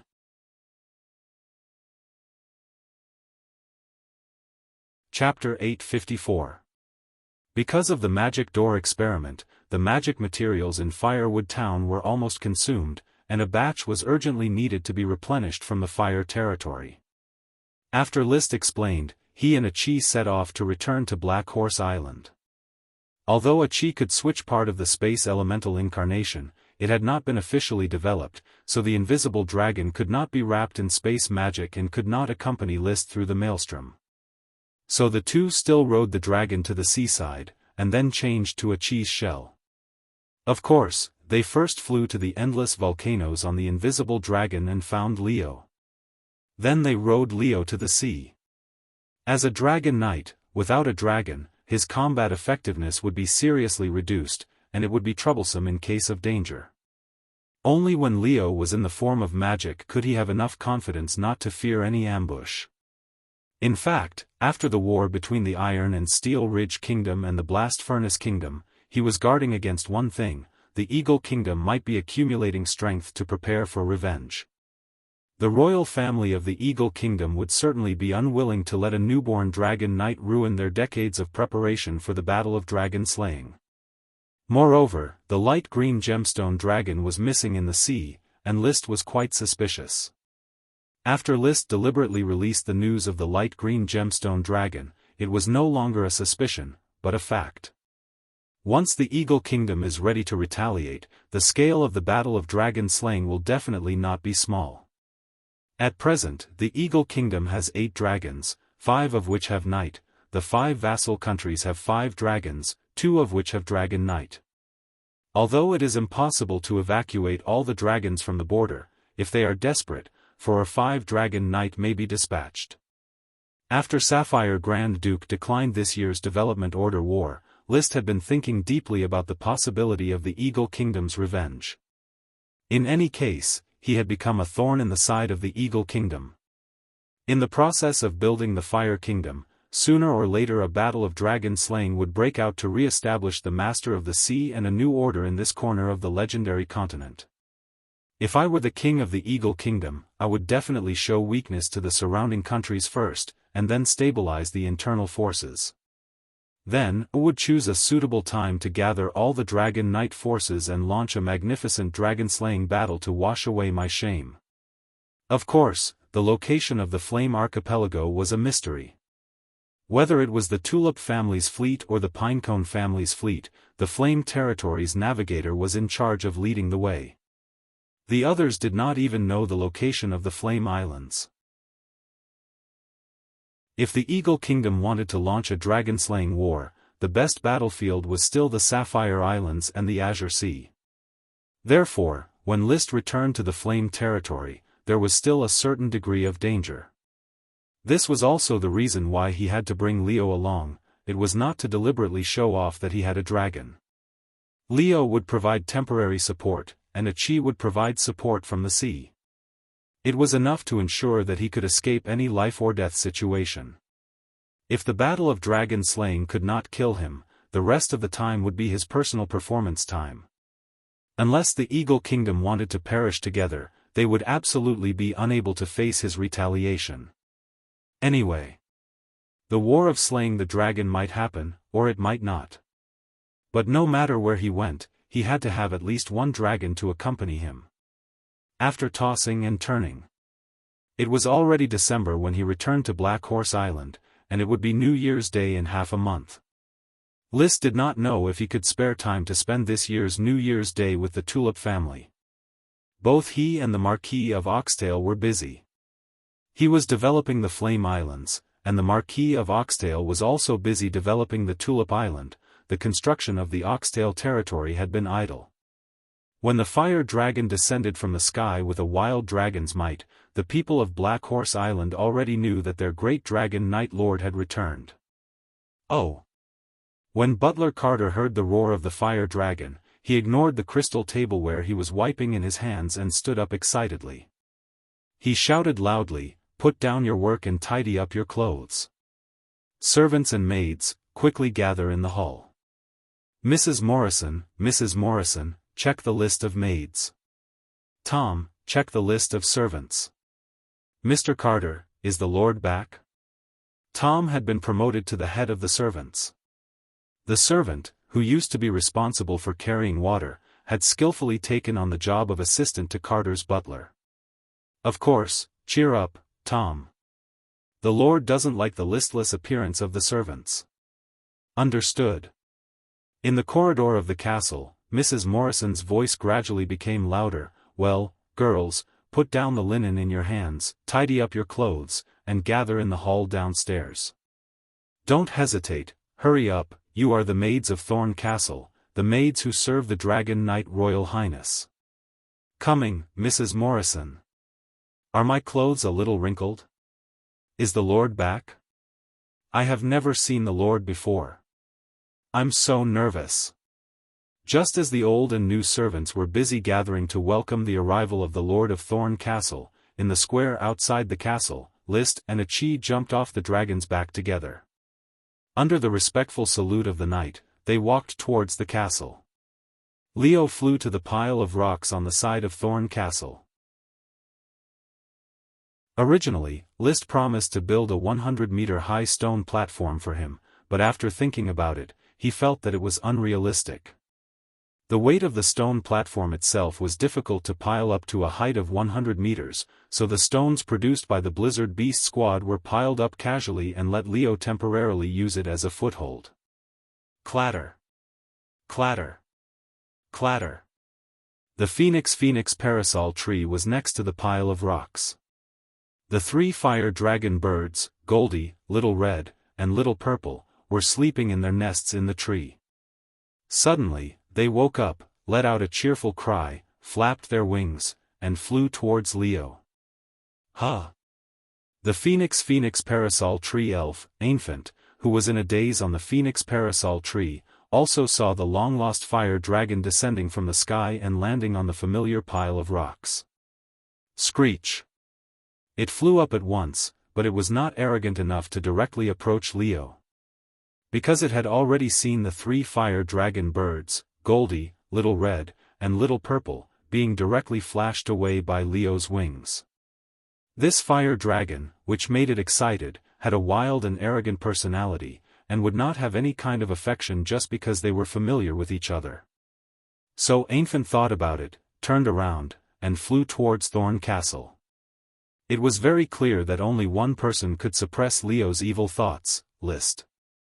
When Xiaofan flew to the castle, the servants stood on both sides of the castle gate. Under the leadership of the 2 housekeepers, Mr. Carter and Mrs. Morrison, they bowed to welcome the return of their master. It was just that the original neat welcoming atmosphere was disturbed by a few elves. The thorn elf, Ella, put her hands on her waist and landed on List's head. She pointed at the elves flying around her and said, "Be honest with me, step back, wow. I'm talking to you, Goldthread elf, step back, hurry up. You're really a fox pretending to be a tiger." Xiaofan slowly flew towards List. He was not afraid of the grumpy elf, Ella. They were all great elves, and no one was much more powerful than the other. It was just that the pea-elf, Ike, was addicted to rope and could not extricate herself. The giant algae elf was free and unfettered on the bottom of the sea and never participated in the disputes on the ground. The mangrove elf, Nami, rarely lived in the castle, and Xiaofan himself was with the fire dragon bird all day long. This allowed Ella to dominate Thorn Castle and become a tyrant feared by countless elves.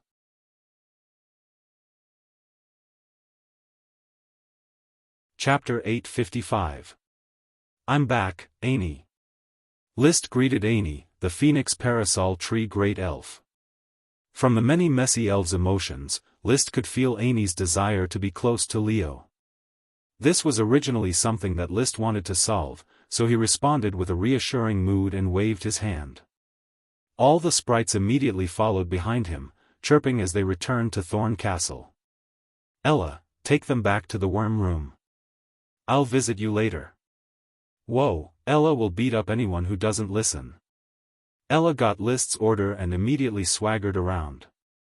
It turned out that Ella had become List's trusted subordinate. Otherwise, why would List choose it instead of the other great elves? Although List's original intention was that Ella was more irascible, the deterrence of a bully was always stronger. Under Ella's banishment, all the little elves had to fly along the corridor back to the worm room. Only Annie remained unmoved and still followed List. Annie could not wait to get close to Leo and sniff the sulphurous smell of fire. "Master, are you going to rest for a few days before leaving, or are you going to wait until after the New Year's Day?" Butler Carter waited for List to comfort the elves before asking. "I'll leave after a few days. It depends on the situation during the new year. I may not be able to return to Thorn Castle for the new year. If Master doesn't celebrate the new year at Thorn Castle, this year's new year will not have much of an atmosphere. The atmosphere of the first New Year's of Thorn Castle last year is nostalgic," Carter said regretfully. Last year, the Taro family and the Tulip family celebrated the New Year's in Thorn Castle. List smiled. "Even if I don't come back in time, Thorn Castle will celebrate the New Year as usual. Carter, you'll be responsible for letting the servants celebrate the New Year together. Master has always been so kind." Mrs. Mawson came over with a cup of steaming hot milk tea. "This is freshly brewed Banpo milk. The steward of the cattle farm has just delivered a batch of fresh milk. This is the fresh milk from the cows specially marked by the master." Banpo cattle were divided into different grades. The few cows that were directly infected from the embryonic stage belonged to the purebred dragon breed and had not yet reached the age of milk production. Although the adult cows that were directly infected were not pure enough, the quality of their milk was still very high, and it had always been List's exclusive milk. List took the cup and took a sip. Suddenly, the aroma of milk filled his mouth. "Well, I haven't had fresh Banpo milk for a long time. It makes me feel like I've returned to the leisure time of the past. Master, you've really been too busy this year." Gulp. Gulp. Gulp. List drank up a glass and a half of milk, then said with some emotion, "Yeah, it's been too busy this year. The 3 dragons had to be raised, and the Flame Island had to be developed." Thousands of things could not be separated from his maintenance. It seemed that from the moment he rode the fire dragon Leo, life was like a horse driven by a whip, galloping non-stop. He never stopped to enjoy a few days of undisturbed life without any trifles. After thinking about it, the poor days in Flower Town were the most pleasant. He dreamed of riding a dragon and patrolled the crops of the territory every day. Life was simple and he didn't have to think too much. Those days could no longer be returned. As a dragon knight, he carried the ambition of building a country. Since he had chosen this more difficult path, he must go on unswervingly. "Mrs. Morrison, ask the maid to prepare hot water. I'm going to take a bath later." "Yes, master." "Mr. Carter, get ready. There will be a banquet at Thorn Castle tonight. All officials on Black Horse Island are invited to attend." "As you wish, master." After giving the order, List took Infant out of the castle and walked to Leo's resting place. The 3 fire dragon chicks were still circling around Leo, but they did not dare to call out anymore. Leo would not be polite to them just because they were List's pets. If it weren't for List's will that often killed the evil thoughts of the fire dragon, I'm afraid the 3 birds would have been stuffed in between Leo's teeth. "Infant, go, I'll have a good chat with Leo. You can touch them if you want."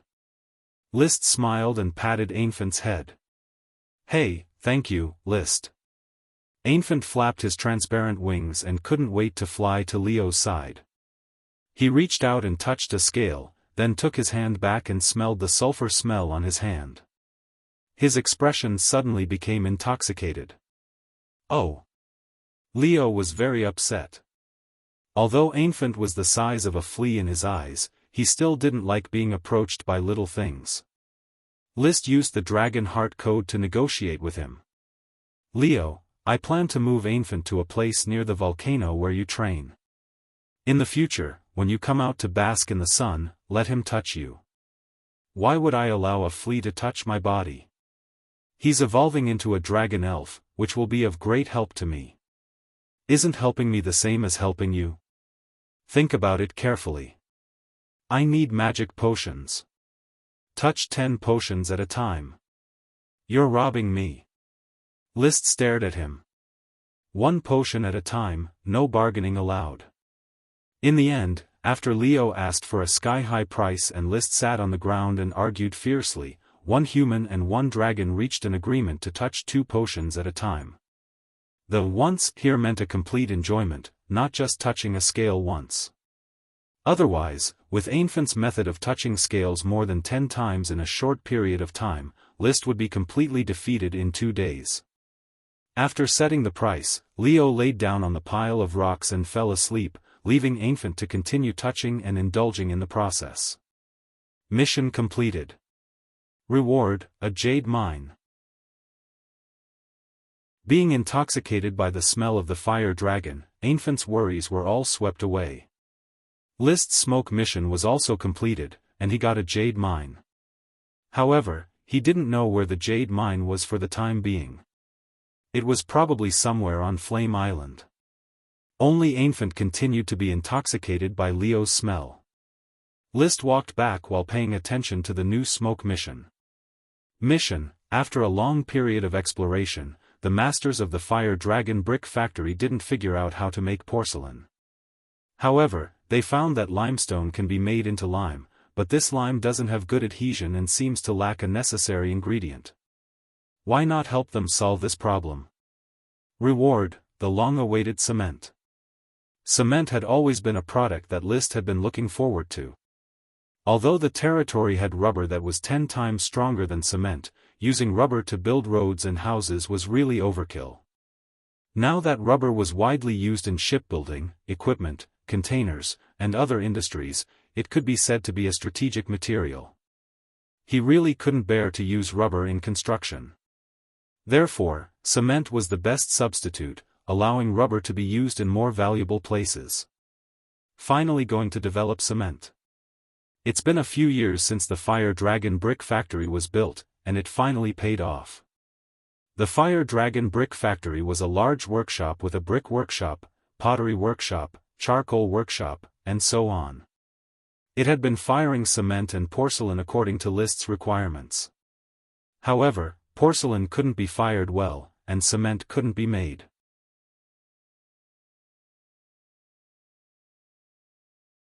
Chapter 856. List honestly didn't know much about lime and cement. He only knew that these things were calcined and were very common. But what was the connection between the two, or what was the composition, was not clear. But if I remember correctly, I once watched a documentary about China's contract to build the Mongolian NEI railway in Africa. It mentioned the problem of cement production. Because of the lack of raw materials, Chinese experts eventually chose local volcanic ash as one of the raw materials for cement. When watching this documentary, List was very proud. This was a great achievement of his motherland. What he remembered more was the production of cement. They could actually use volcanic ash to make cement. So, thinking of this, he immediately went to inspect the Fire Dragon brick factory and provided new ideas to the craftsmen in charge of developing cement. He asked them to mix lime and volcanic ash and try to see if they could develop cement. There was a lot of volcanic ash on Dodo Island, but the voyage of 800 kilometers was a bit far. Coral Island also had a weathered extinct volcano.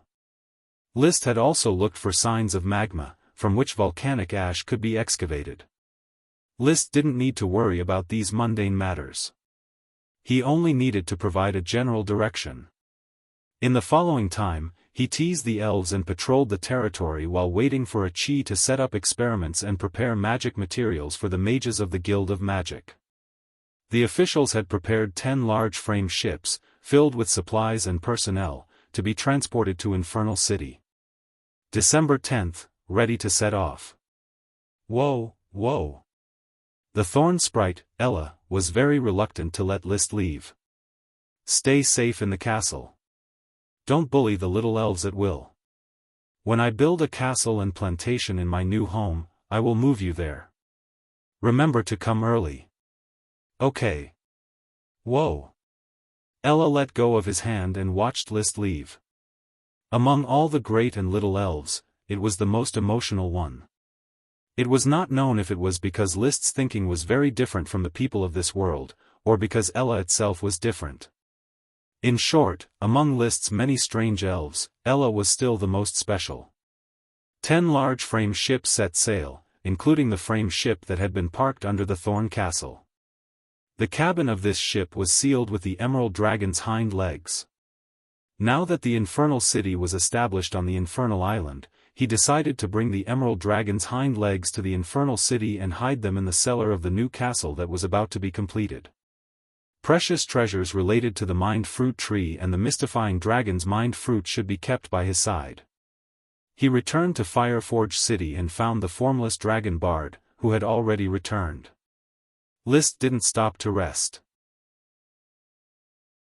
He rode on Bard and sent the little fire dragon Leo, the Phoenix Parasol Tree Great Elf Infant, and the 3 fire dragon birds that followed him to the endless volcanoes. Leo quickly transformed from his magic form into a body of flesh and blood. Then, he plunged into the boiling magma of the volcano of Doomsday. List brought Infant to look for a suitable place. Finally, they found a dormant volcano halfway up the mountain. Infant happily planted his worm stalk. The tall Phoenix Parasol Tree uprooted from the ground and put a nest on it. Goldie, Lil, Red, and Lil Purple immediately clucked around the Phoenix Parasol Tree. Infant, I'll let Leo come here often to rest. You can touch it to your heart's content. List, you're so nice. Infant was sincerely grateful to List. If it weren't for List's help, he wouldn't have been able to get close to his favorite dragon. Help me take care of these 3 birds. Don't worry, List. Goldie, Lil, Red, and Lil Purple listen to me, Infant said confidently. He wasn't bragging. As early as the 2 adult fire dragon birds, they built a nest on the phoenix parasol tree and didn't hurt Infant, which showed Infant's ability. The 3 birds were now very dependent on Infant. Apart from Leo, they were closest to Infant. Perhaps it was fate, or perhaps it was mutual attraction. Protect yourself. My forces haven't extended here yet. Although Leo's draconic aura covers the endless volcanoes, you still have to be careful. Goldie, Lil, Red, and Lil, Purple will help me fight. Although they were young birds, the 3 fire dragon birds had already learned the fire magic engraved in their bloodline, Flame Slash. With a flap of their wings, they instantly condensed flames into blades with shocking power. It was a piece of cake to deal with low-level World of Warcraft. Even if it was against mid-level World of Warcraft, it wouldn't be a problem. As for high-level World of Warcraft, within the range of Leo's draconic aura, no high-level World of Warcraft would casually invade. Therefore, Infant's safety was basically not a problem. Bard, let's go. Wuxia. The invisible dragon flapped its wings and quickly entered the material boundary. Then, it forcefully tore the boundary open and stepped into the world outside of the material world. Crystal White Orbit activated and activated mana recovery positioning. While flying, it searched for possible natural nodes. At this moment, List suddenly had an idea. Can the effect of mana recovery positioning be strengthened? The effect of the Chi's secret technique Magic Eye, after fusing with the dragon, obtained the dragon's eye trajectory and the crystal white orbit with distinct levels. He just thought of a point. In addition to Magic Eye, he also had 2 Chi's secret techniques, Aura Decay and Spiral Rotation. Aura Decay didn't play much of a role in the Dragon Knight stage, so he had abandoned it. Spiral Rotation also didn't have a good effect on the Dragon Knight, so he hadn't practiced it for a long time. The spiral circulation is a kind of combat aura circulation technique. If I use it on Bard's spatial magic and search through the spiral magic radiation, will I be able to pinpoint the feedback of the boundary of matter more precisely? Once he thought of it, he immediately practiced the spiral circulation with Bard. Anyway, it was just a try. He wouldn't lose anything if he failed, but if he succeeded, he would gain a lot. Soon. Spiral rotation fused with mana recovery positioning. The radiation of spatial magic appeared in a spiral shape, but the effect didn't seem to be too obvious. In the world outside the material boundary, there was still no response from the surroundings. It was basically the same as the previous feedback from mana recovery positioning. Did I fail? Just as he was about to give up, suddenly, there was a trace of a special fluctuation in the distance. The man and the dragon were shocked at the same time. They had found a natural node. However, List didn't control Bard to approach. Instead, he signaled Bard to stop using spiral rotation and directly use ordinary mana recovery positioning to lock.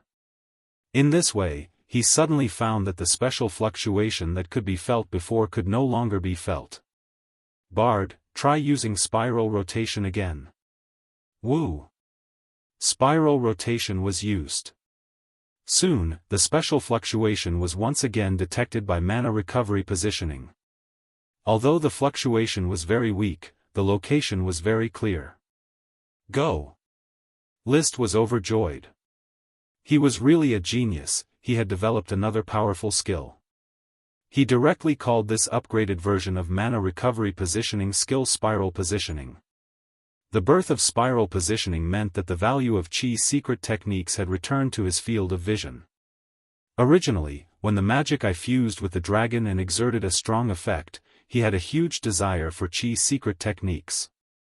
However, the weakening of the aura and the dispensable spiral rotation made him waver in his belief in Chi's secret techniques. Except for the special magic eye, other Chi's secret techniques seemed to be useless to the Dragon Knight.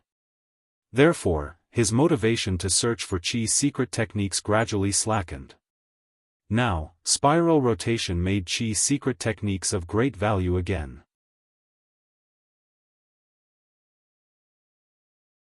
Chapter 857. The natural node was hidden quite deeply, but under the powerful search ability of the spiral positioning, it still had nowhere to hide. The invisible dragon quickly approached the natural node, and then began to rely on its talent to break the material boundary of the natural node, which was not thick in the first place. The moment the boundary was torn, Liszt saw the scenery outside. It was a secluded environment with lush trees. When he and the invisible dragon completely flew out of the natural node, it suddenly became clear that this was the inside of the crater of an extinct volcano. After flying out of the volcano, the view was high, and not far to the left was the volcano where the Phoenix parasol tree was located. There were 9 active volcanoes and many extinct volcanoes, most of which had not been named. This extinct volcano also did not have a name. The natural node is inside the crater. In this case, transportation will be a bit inconvenient, unless the volcanic tunnel is opened. Well, if Achi chooses this place as one of the magic gates, I'll organize a group of ancient mages to bombard it and try to open the volcanic tunnel as soon as possible. Thorny ironwood, rubber water, and the cement that was about to be developed, the ability to build tunnels was already available. Although there were no large shield tunneling machines in this world, there was magic. Mage's magic was not good in combat, but if it was converted to civilian use, the effect was obvious. Even if the ancient mages could not penetrate the rock layer inside the mountain, there was still Achi, a magic shooter, whose super magic, spiral ultra-high-pressure water drill, could even crush metal, let alone a mere mountain. So it was.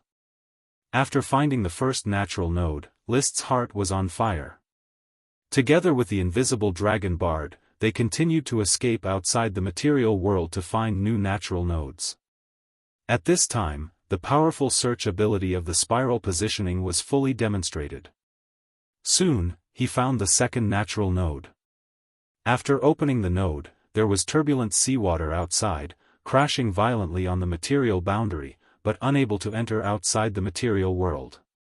Unfortunately, the node is in the sea, and it seems to be in the deep sea. This node probably can't be developed. He did not even dare to go out. Bard could not swim, and it would be a big joke if he drowned in the sea. So he left the natural node and continued to fly in the world outside the material world, searching for natural nodes.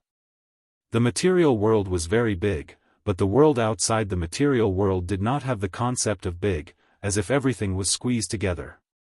To use a very vivid metaphor, the material world was a huge white paper.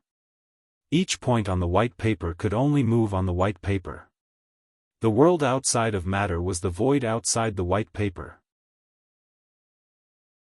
Under normal latitude, the distance between each point on the white paper would naturally be the shortest if one walked in a straight line on the white paper. However, the world beyond the material world was like crumpling a piece of white paper into a ball. If one continued to walk on the surface of the white paper, the distance would not change. However, if one walked on the outside of the white paper, it would be very easy to connect 2 originally unreachable points together. The natural node was to find such a point that could go outside the white paper. There were no boundaries, no distance, and even the concept of time was a blur. The world outside of the physical world was an inconceivable place for normal creatures. Only the invisible dragon could travel freely here. Another natural node found. Let's go. Liszt urged, and 1 man and 1 dragon flew to the third natural node. A moment later, the natural node was opened. It was a forest outside. When Liszt flew out of the natural node, he suddenly discovered an interesting problem.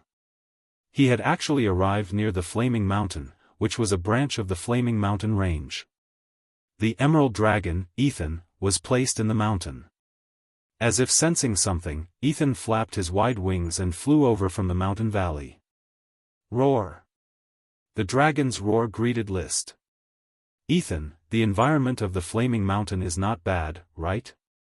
Liszt revealed himself and looked at the emerald dragon flying closer and closer.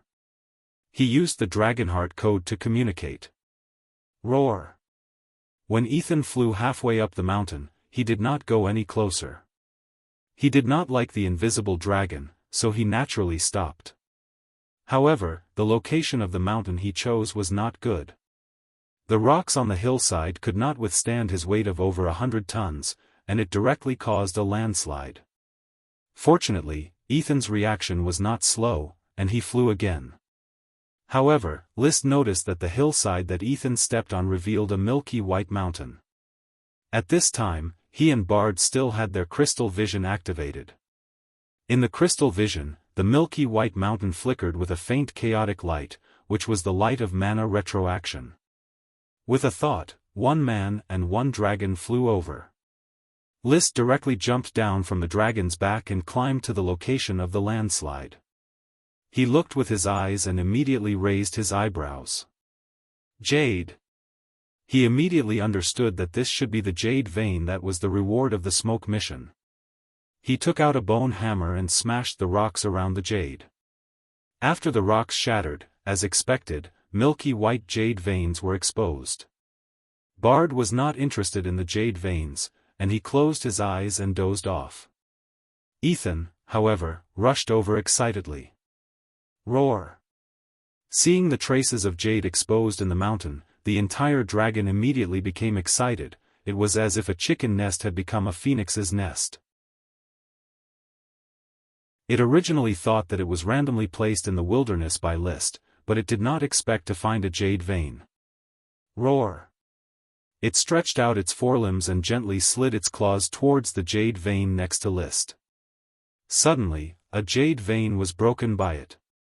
The raw stones, which were half rock and half jade, rolled around, revealing the even denser jade vein in the depths of the mountain.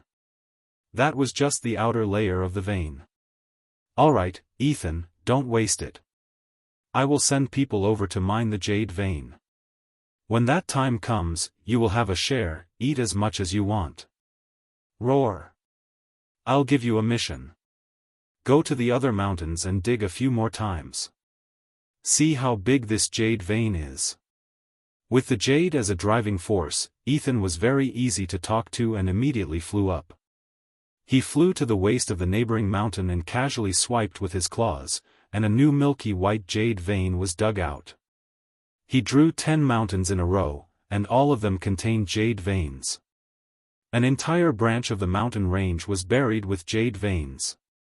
Conservatively speaking, the reserves were more than 100,000 tons. Jade was bought and sold by the weight in the market.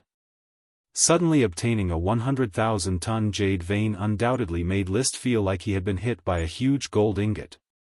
If I excavate all of this jade vein, it will probably be enough for me to use for 100 years. Roar! Ethan roared to express his thoughts. He wanted List to immediately help him build a dragon nest here, and from now on, he would settle down in this jade mountain. As an adult dragon, he was smart enough to express that as long as there was a sufficient supply of jade, producing light emeralds would not be a problem. Alright, you can build your dragon nest here. I will send people over immediately. But it will have to wait until after the new year. The road between Mount Maelstrom and Flaming Mountain is not open yet. Ethan nodded to show that he understood.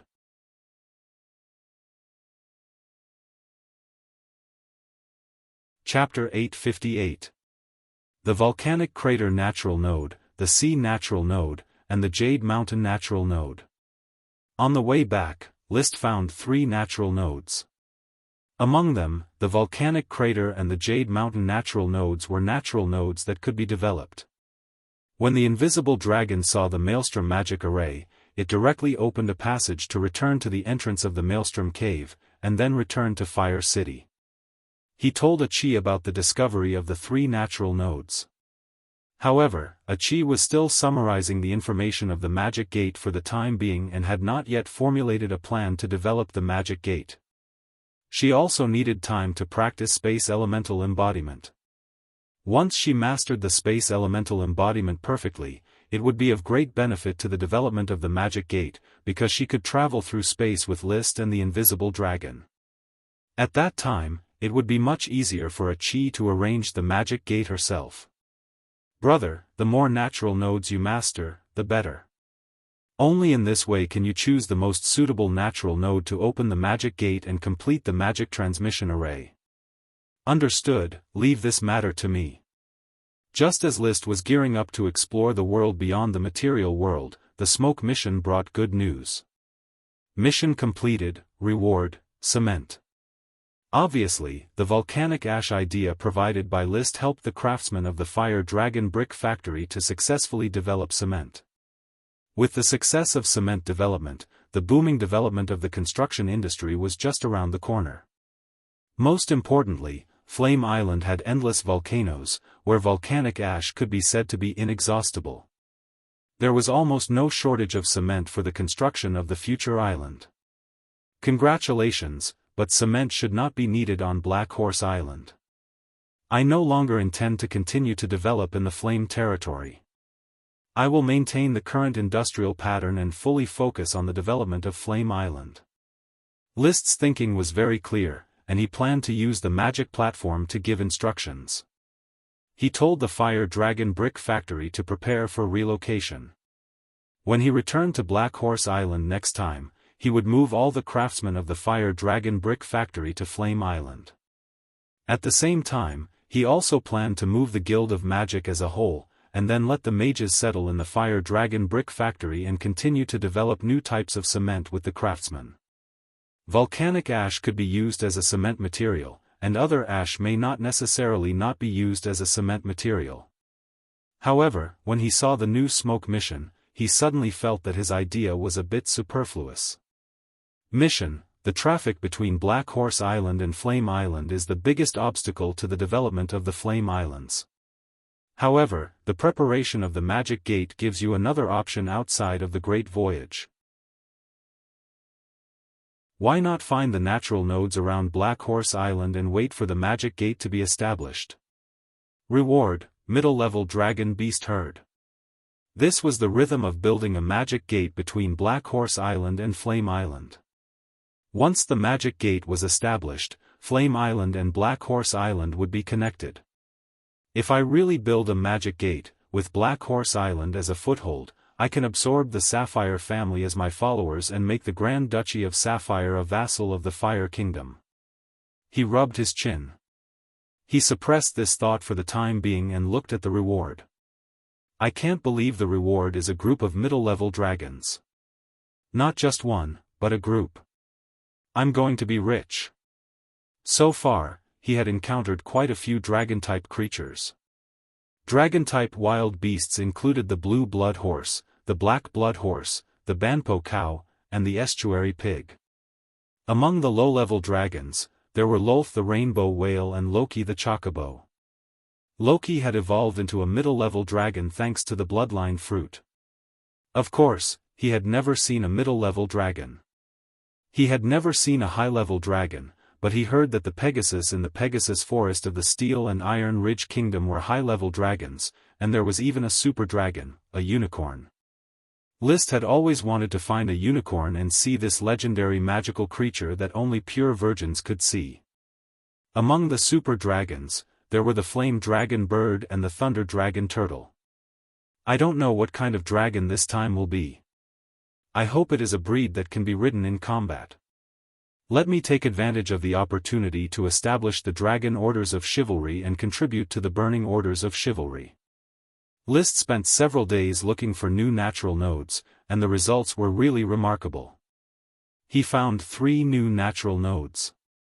However, 2 of them were in the sea, and he did not dare to go out for fear of drowning. The other one was above the sea. He used the sextant to locate it and found that this node was actually between the Flame Islands and the Whirlpool Islands, surrounded by the vast sea, and the development value was very low. If the natural node was near the sea, with a Chi's powerful ability to control water, he might be able to build another big whirlpool. However, it was too dangerous in the vast sea. Time went by slowly. List did not find any new natural nodes, and the New Year's Day was approaching. After another day of fruitless search, he found the big whirlpool magic teleportation array. Riding the invisible dragon bard, he passed through the channel and returned to Fire City. Another piece of good news was received. A small team of knights found a broken statue of a moon killer man in a tribe of pioneers. Because this tribe had more than 30,000 people, the knight team chose to corrupt the ancient sorcerer to recruit the moon killer men to work in the forest.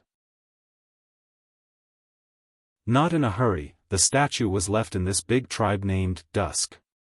"Where is the Dusk tribe?" List asked. "Here." The captain of the night team pointed to a certain location on the map of Blazing Island. It was the basin of the Whirlpool River, but it was the basin of another tributary. The location on the map was very clear. This was the credit of orders of chivalry and the sorcerer. Not only were they responsible for pioneering, but every time they reached a place, a sorcerer would follow them to measure the location and record the terrain. So far, on the new map of Blazing Island, the terrain of the Whirlpool River Basin had basically been explored. For the next step of pioneering, Orders of Chivalry was ready to advance to the Guangbao Forest south of the Whirlpool Mountains.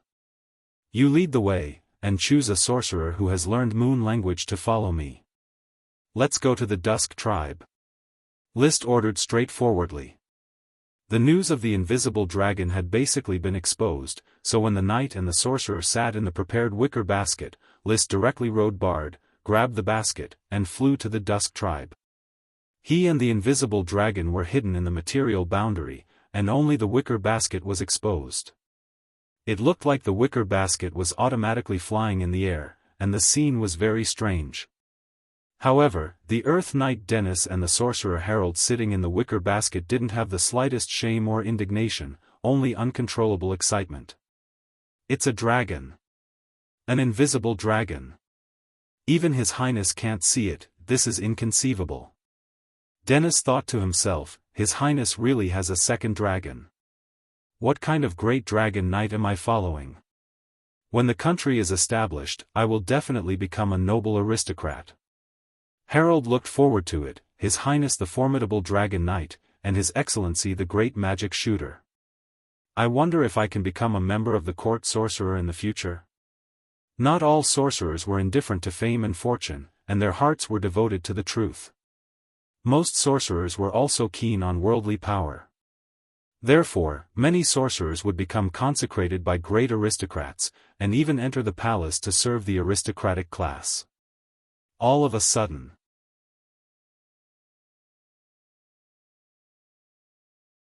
Chapter 859. This chapter celebrates another Guild Master war song. Boom! The invisible dragon's firebird spread out, and all the moon killers of the Cloud tribe trembled under the firebird. Dennis and Harold couldn't help but feel nervous. But soon the firebird disappeared, and the invisible dragon's transparent crystal-like figure appeared above the valley. The ancient sorcerers of the moon killers trembled and looked up at the invisible dragon flying above their heads. They didn't know what to do and couldn't even think of resisting. "Listener, come out and speak," Sorcerer Harold shouted in the language of the moon. "I'm the listener of the Cloud tribe." "Who are you?" An ancient sorcerer in a black sackcloth cloak, holding a wooden staff decorated with a skull at the top, carefully walked forward. "Ta, don't you recognize me?" Dennis, who had been to the Cloud tribe before, lifted the mask on his helmet. The listener was called Tanasto, and the moon killers of the Cloud tribe called him Ta. Ta looked at Dennis with eyes that might have gone through puberty. His wrinkled face was expressionless. "It's you, foreign flame man, knight, a knight of business."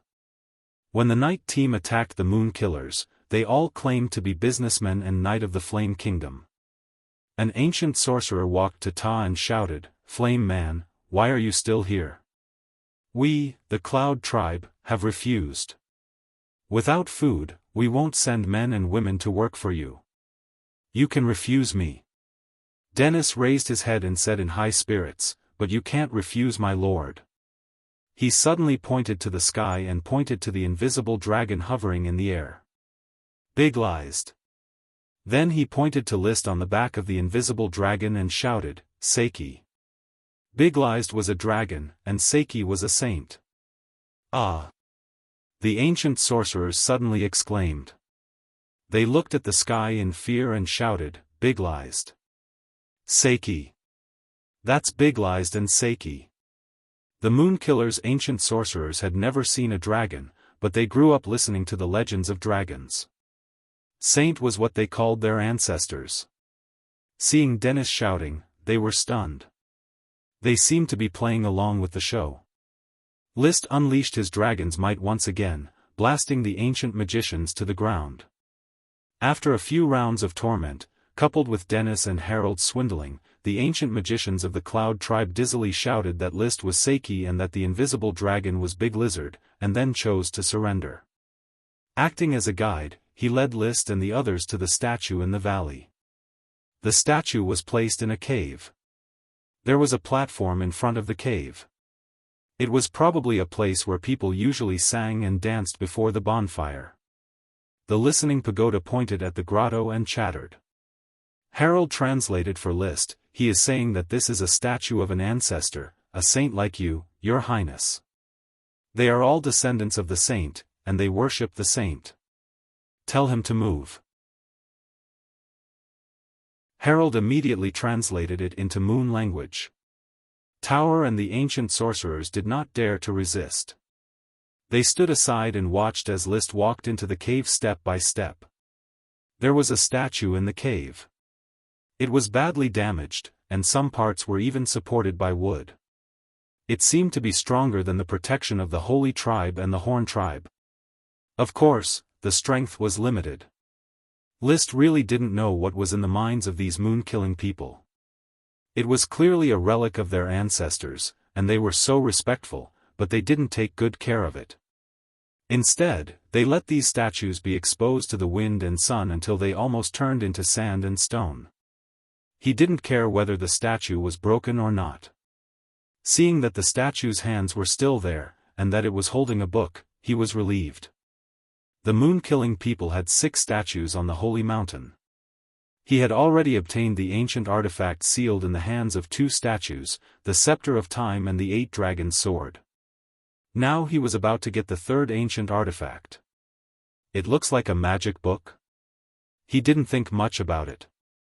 He directly jumped to the statue's hand, took out a bone hammer, and began to slowly hit the stone magic book. This action immediately caused a commotion among the moon-killing people. The listening pagoda shouted, "That is a relic of our ancestors, stop." Harold and Dennis glared and said, "Shut up, the great Seki wants to do something, you can only watch quietly." However, the two's act was not enough to scare off the moon-killing people.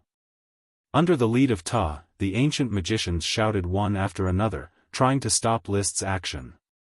However, List didn't stop at all. The invisible dragon directly activated Dragon's might and gave these ancient magicians a heavy blow for the 3rd time. The ancient magicians of the Red Cloud tribe didn't have as much backbone as the ancient magicians of the Holy Tribe. Under the pressure of the invisible dragon's might, they unwillingly shut up. Bang! List quickly broke the stone magic book. Sure enough, there was also a sealed artifact inside. It was in the shape of an open magic book, but the strange thing was that it wasn't a real magic book. It was in the shape of a book carved from a special wood. It remained open and couldn't be closed. There were no words on the open page, which looked very strange. He didn't look at it carefully and directly put it into the space ring. He found that it was easily stored. Probably not related to the Holy Dragon, this magic book seemed to be made of some kind of wood. It had neither the power of time nor the power of an elemental dragon.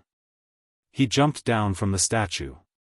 List let Dennis and Harold act as translators. He gave the Red Cloud tribe a good beating, forcing the Red Cloud tribe to open up native recruitment and allow orders of chivalry to enter and leave the Red Cloud tribe at will.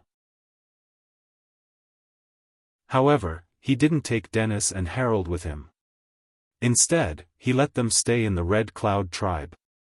Anyway, they would be his serfs sooner or later, so the earlier he conquered them, the earlier he could contribute.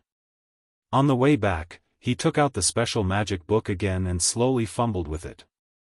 However, he didn't see any reaction from the magic book. "I don't know what the Scepter of Time does, but I also don't know how to use this magic book." This was a bit embarrassing. Since conventional methods didn't work, he planned to try using unconventional methods. He let Bard land by a river and sprinkle some water on the book to see if there was any reaction. Naturally, there was no reaction. This wooden magic book did not have any words written on it, and it did not have words that would appear when touched by water. Then, is it because the paste is too thick? He thought of another strange idea, so he pulled out the Ice Soul Dragon slaying sword. The 8 Dragons' divine sword was a support-type weapon, not suitable for carrying around and fighting at all times. He scratched the magic book with the blade. He wanted to test the hardness of the magic book. However, a strange scene happened. When the Ice Soul Dragon slaying sword touched the magic book suddenly released a ray of light.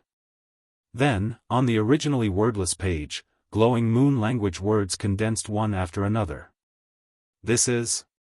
He took the Ice Soul Dragon slaying sword away. The words were still there, but they were slowly dimming.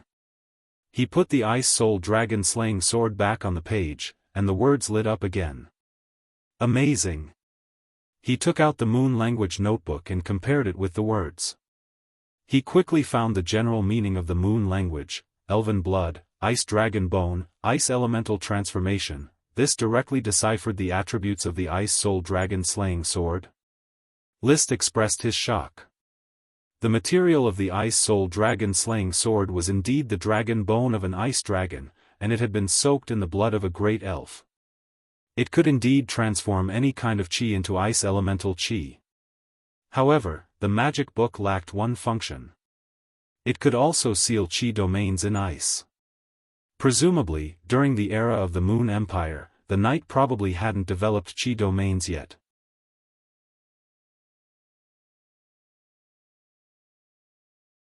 Chapter 860. To verify if the ancient book of knowledge was really so magical, Liszt then tried to take out various artifacts and touched the magic book. The spatial ring touched it. Light flashed, and a simple moon language appeared: invisible dragon gem, independent space. The 8 Dragons' sword touched it. Light flashed, and a simple moon language appeared: elemental dragon strength, water, fire, earth, wind, thunder, light, ice, darkness, amplification. The mystical dragon soul fruit touched it. Light flashed, and a simple moon language appeared: emerald fruit, emerald dragon strength, mystical dragon soul. Liszt nodded slightly. So the mystical dragon soul fruit was called emerald fruit in the Moon Empire era. The dragon hind leg I found was indeed an emerald dragon's hind leg. The sapphire pendant touched it. Light flashed, and another simple moon language appeared: sapphire, amplification. Then, he touched a golden pearl that had yet to be polished to it. Light flashed, and an even simpler moon language appeared: water element material. It's just a water element material. There's no more introduction. Liszt was a little dissatisfied with the identification of the golden pearl. He also knew that the golden pearl was a water element material. Any magician or knight could figure that out. The key was what the golden pearl was used for. Putting away the golden pearl, he took out a phoenix feather. Light flashed, and a simple moon language appeared: phoenix feather, amplification of fire element. This introduction is clear, especially the moon language name, Phoenix. It seems that in the Moon Empire era, the flame dragon bird was already called Phoenix. Perhaps the legend of the Phoenix was inherited from the Moon Empire. He then took out a bloodthirsty bat fang. This was an artifact taken from a Black Knight family vampire. It was a powerful piece of equipment to help vampires train. He had originally planned to give it to Mary Dawn as a reward after she made a contribution. After touching the magic book, light flashed, and a new moon language appeared: mutated blood element material. This introduction is a little interesting. Mutated blood element. It seems that the Moon Empire era had already studied blood magic, but there's no introduction to the bloodthirsty bat fang. For the next part of the journey, Liszt kept taking out all kinds of artifacts to test, including the telescope, the one-handed sword, and other items that did not have magic power. The ancient book of knowledge could not be identified, and there was no reaction. As for common magical equipment and magical materials, it only gave a simple introduction of XX attribute materials. However, when it came to the super dragon materials and the equipment made from dragon-type materials, it could clearly identify the raw materials and provide a brief introduction of the functions. How should I put it? Liszt evaluated the ancient book of knowledge. In terms of identifying materials, it does have a very powerful function, and its value is immeasurable. However, it's only limited to high-end materials. There's not much meaning in identifying low-end materials. It's far from being an encyclopedia. Of course, one could not expect a special magic book to contain all the knowledge in the world. As long as a high-end material could be appraised, it was already extremely valuable. It was no less valuable than a divine weapon like the 8 Dragons' divine sword. When I get back, I can take the scepter of time from a chi and have it appraised. I wonder what kind of appraisal results the ancient book of knowledge will give. Not long after, they arrived at Fireforge City. He gestured to the invisible dragon bard to rest first, and went straight to the wizard tower to find a chi, who was busy. A chi, I found something good. What is it? Give me the scepter of time first. Taking the scepter of time from a chi, Liszt directly touched the scepter of time to the ancient book of knowledge. In the next moment, light bloomed. A paragraph of the language of the moon appeared: twilight dragon gem, golden apple wood, reflecting time. A chi was already familiar with the language of the moon, and directly translated the meaning of the language of the moon. Brother, are these words an introduction to the scepter of time? The diamond of time is the gem of the twilight dragon, and the scepter itself is made from the wood of the golden apple tree. The golden apple is a legendary treasure. Does it really exist? Since the ancient book of knowledge clearly gave an appraisal result, it means that the golden apple really exists. Liszt now basically adopted an attitude of belief towards the legends of this world. The difference was whether the legend was exaggerated or not, and not whether the legendary item existed. Ancient book of knowledge? It is this magic book. This is a divine weapon I found at the hand of the third statue. It can appraise high-end dragon-type equipment materials and give a rough introduction. Liszt pointed to the language of the moon on the book. The scepter of time is made from the twilight dragon gem and the golden apple wood, and its attribute is time reflection. What does time reflection mean, brother? I don't know. In fact, it seems impossible to activate it with magic power, which is why I gave it to you to study. A chi has no time to study it for the time being. Let's talk about it when you have time. In any case, the scepter of time is not going anywhere. At this time, a chi suddenly thought of something. Right, brother, can the ancient book of knowledge appraise sprites? Appraise sprites? Liszt stared blankly. In fact, there was no need to appraise sprites. After spitting out the worm stalk, he could tell what kind of sprite it was. However, he had yet to appraise a living creature. His own hand did not count, and there was no reaction when he placed it on the book. Therefore, he took out a sprite worm and placed it on the ancient book of knowledge. Then, the magic book glowed, but only one language of the moon word appeared: sprite. Oh, do you think I'm blind? Do I need you to remind me that this isn't sprite? Liszt chuckled at the ability of the ancient book of knowledge. Well, it's useless for me to keep this ancient book of knowledge. I'll give it to you, a chi. It just so happens that you often need to identify magic materials. A chi did not refuse. Okay. After obtaining the ancient book of knowledge, Liszt's heart began to burn with passion for the artifacts sealed in the other 3 statues. He did not know what kind of special artifacts were sealed in them. However, he was not in a hurry. When all the Moon Killer tribes were conquered, these artifacts would fall into his hands sooner or later. So, he continued to look for natural nodes. Not only to complete the smoke mission, but he also really wanted to open up the passage between Black Horse Island and Flame Island. So as the days passed, he continued to search.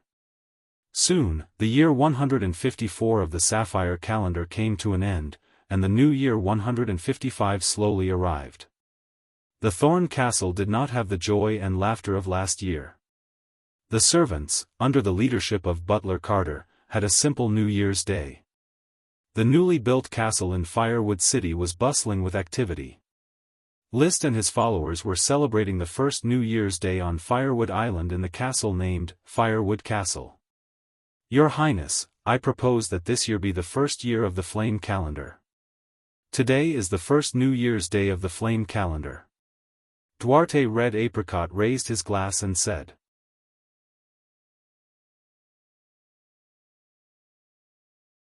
Chapter 861.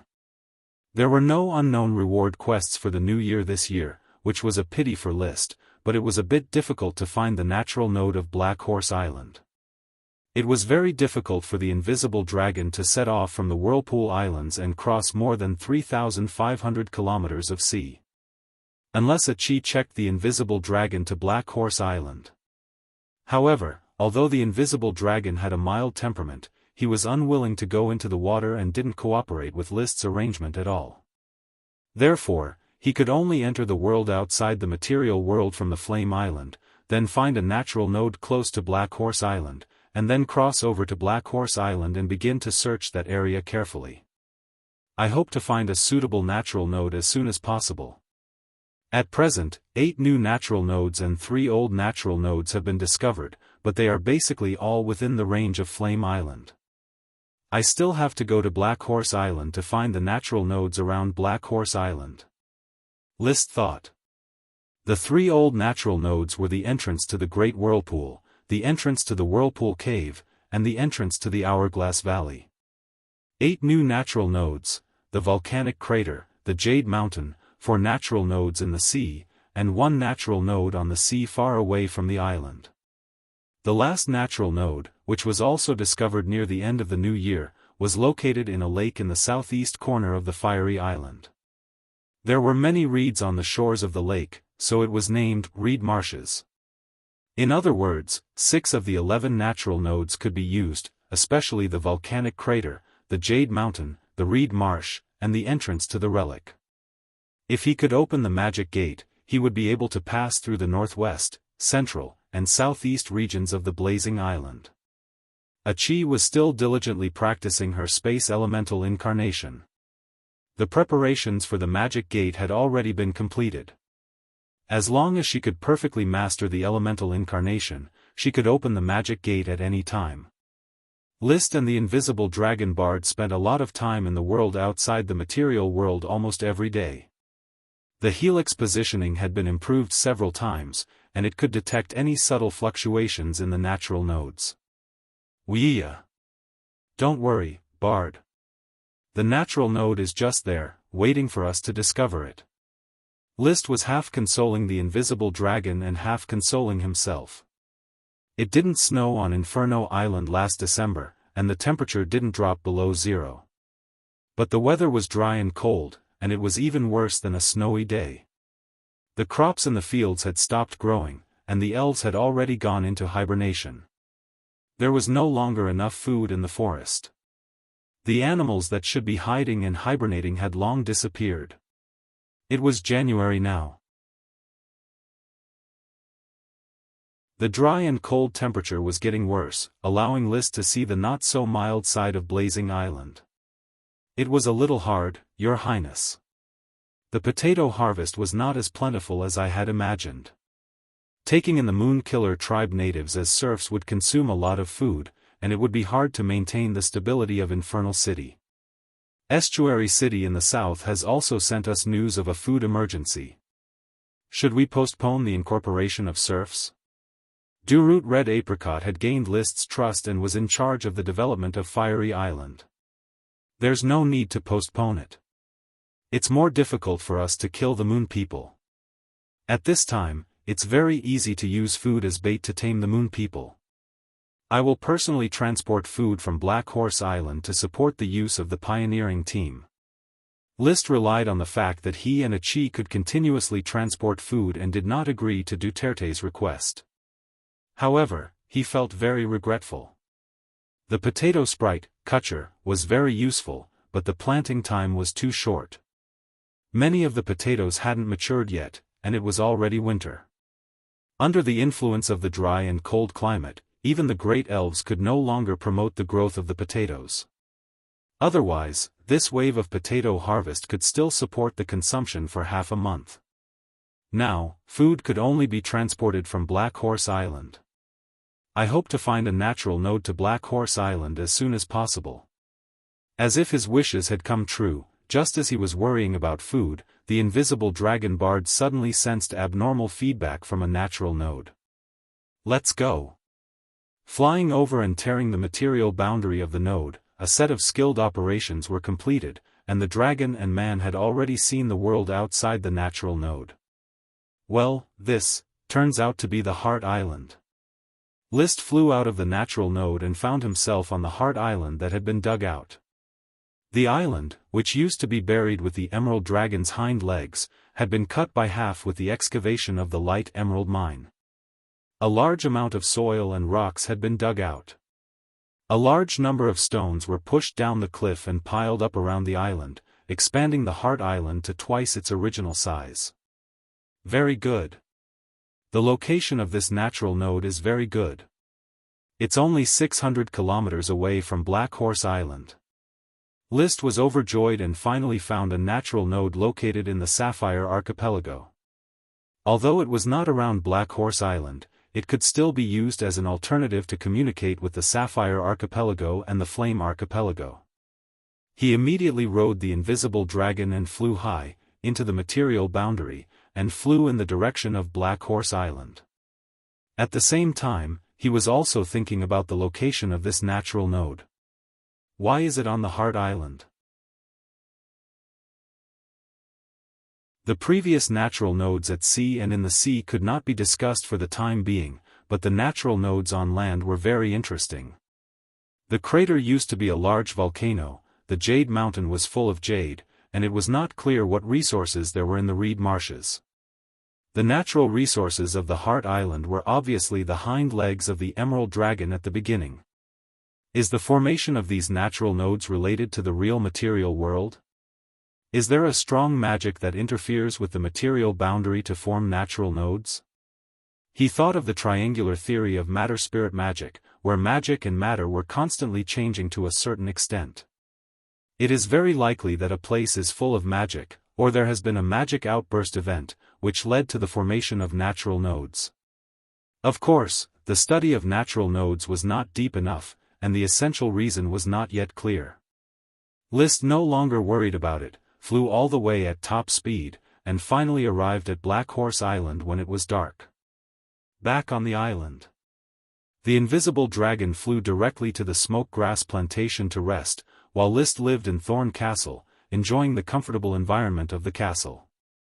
The next day, after dealing with the official business that had accumulated over a period of time, without stopping, he rode Bard to look for natural nodes around Black Horse Island. Almost as soon as he entered the world outside the material world, he found a natural node. He skillfully opened the node, and the hole appeared in a closed lake. At the bottom of the lake was a magma channel that had already solidified. This is... The invisible dragon did not want to go into the water, but it could not resist List's guidance, and the lake looked very shallow, so it barely flew out of the natural node. Then it quickly rushed out of the shallow lake.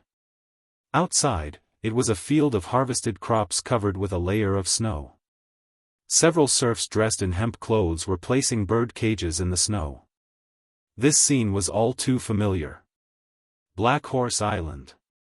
This is the Lake of Bones in Red River Town, the place where the body of the previous fire dragon was originally buried. Such a discovery made List feel extremely surprised. What natural node could be more wonderful than here? Sure enough, the place with the most conflicting magic on Black Horse Island is the Fire Dragon Burial Ground. And the burial ground also happened to form a natural node. Boom! Bard landed on the ground. List walked to the lake and looked at the small lake, feeling relaxed and happy. A cloud of smoke appeared in front of him, forming a serpentine text.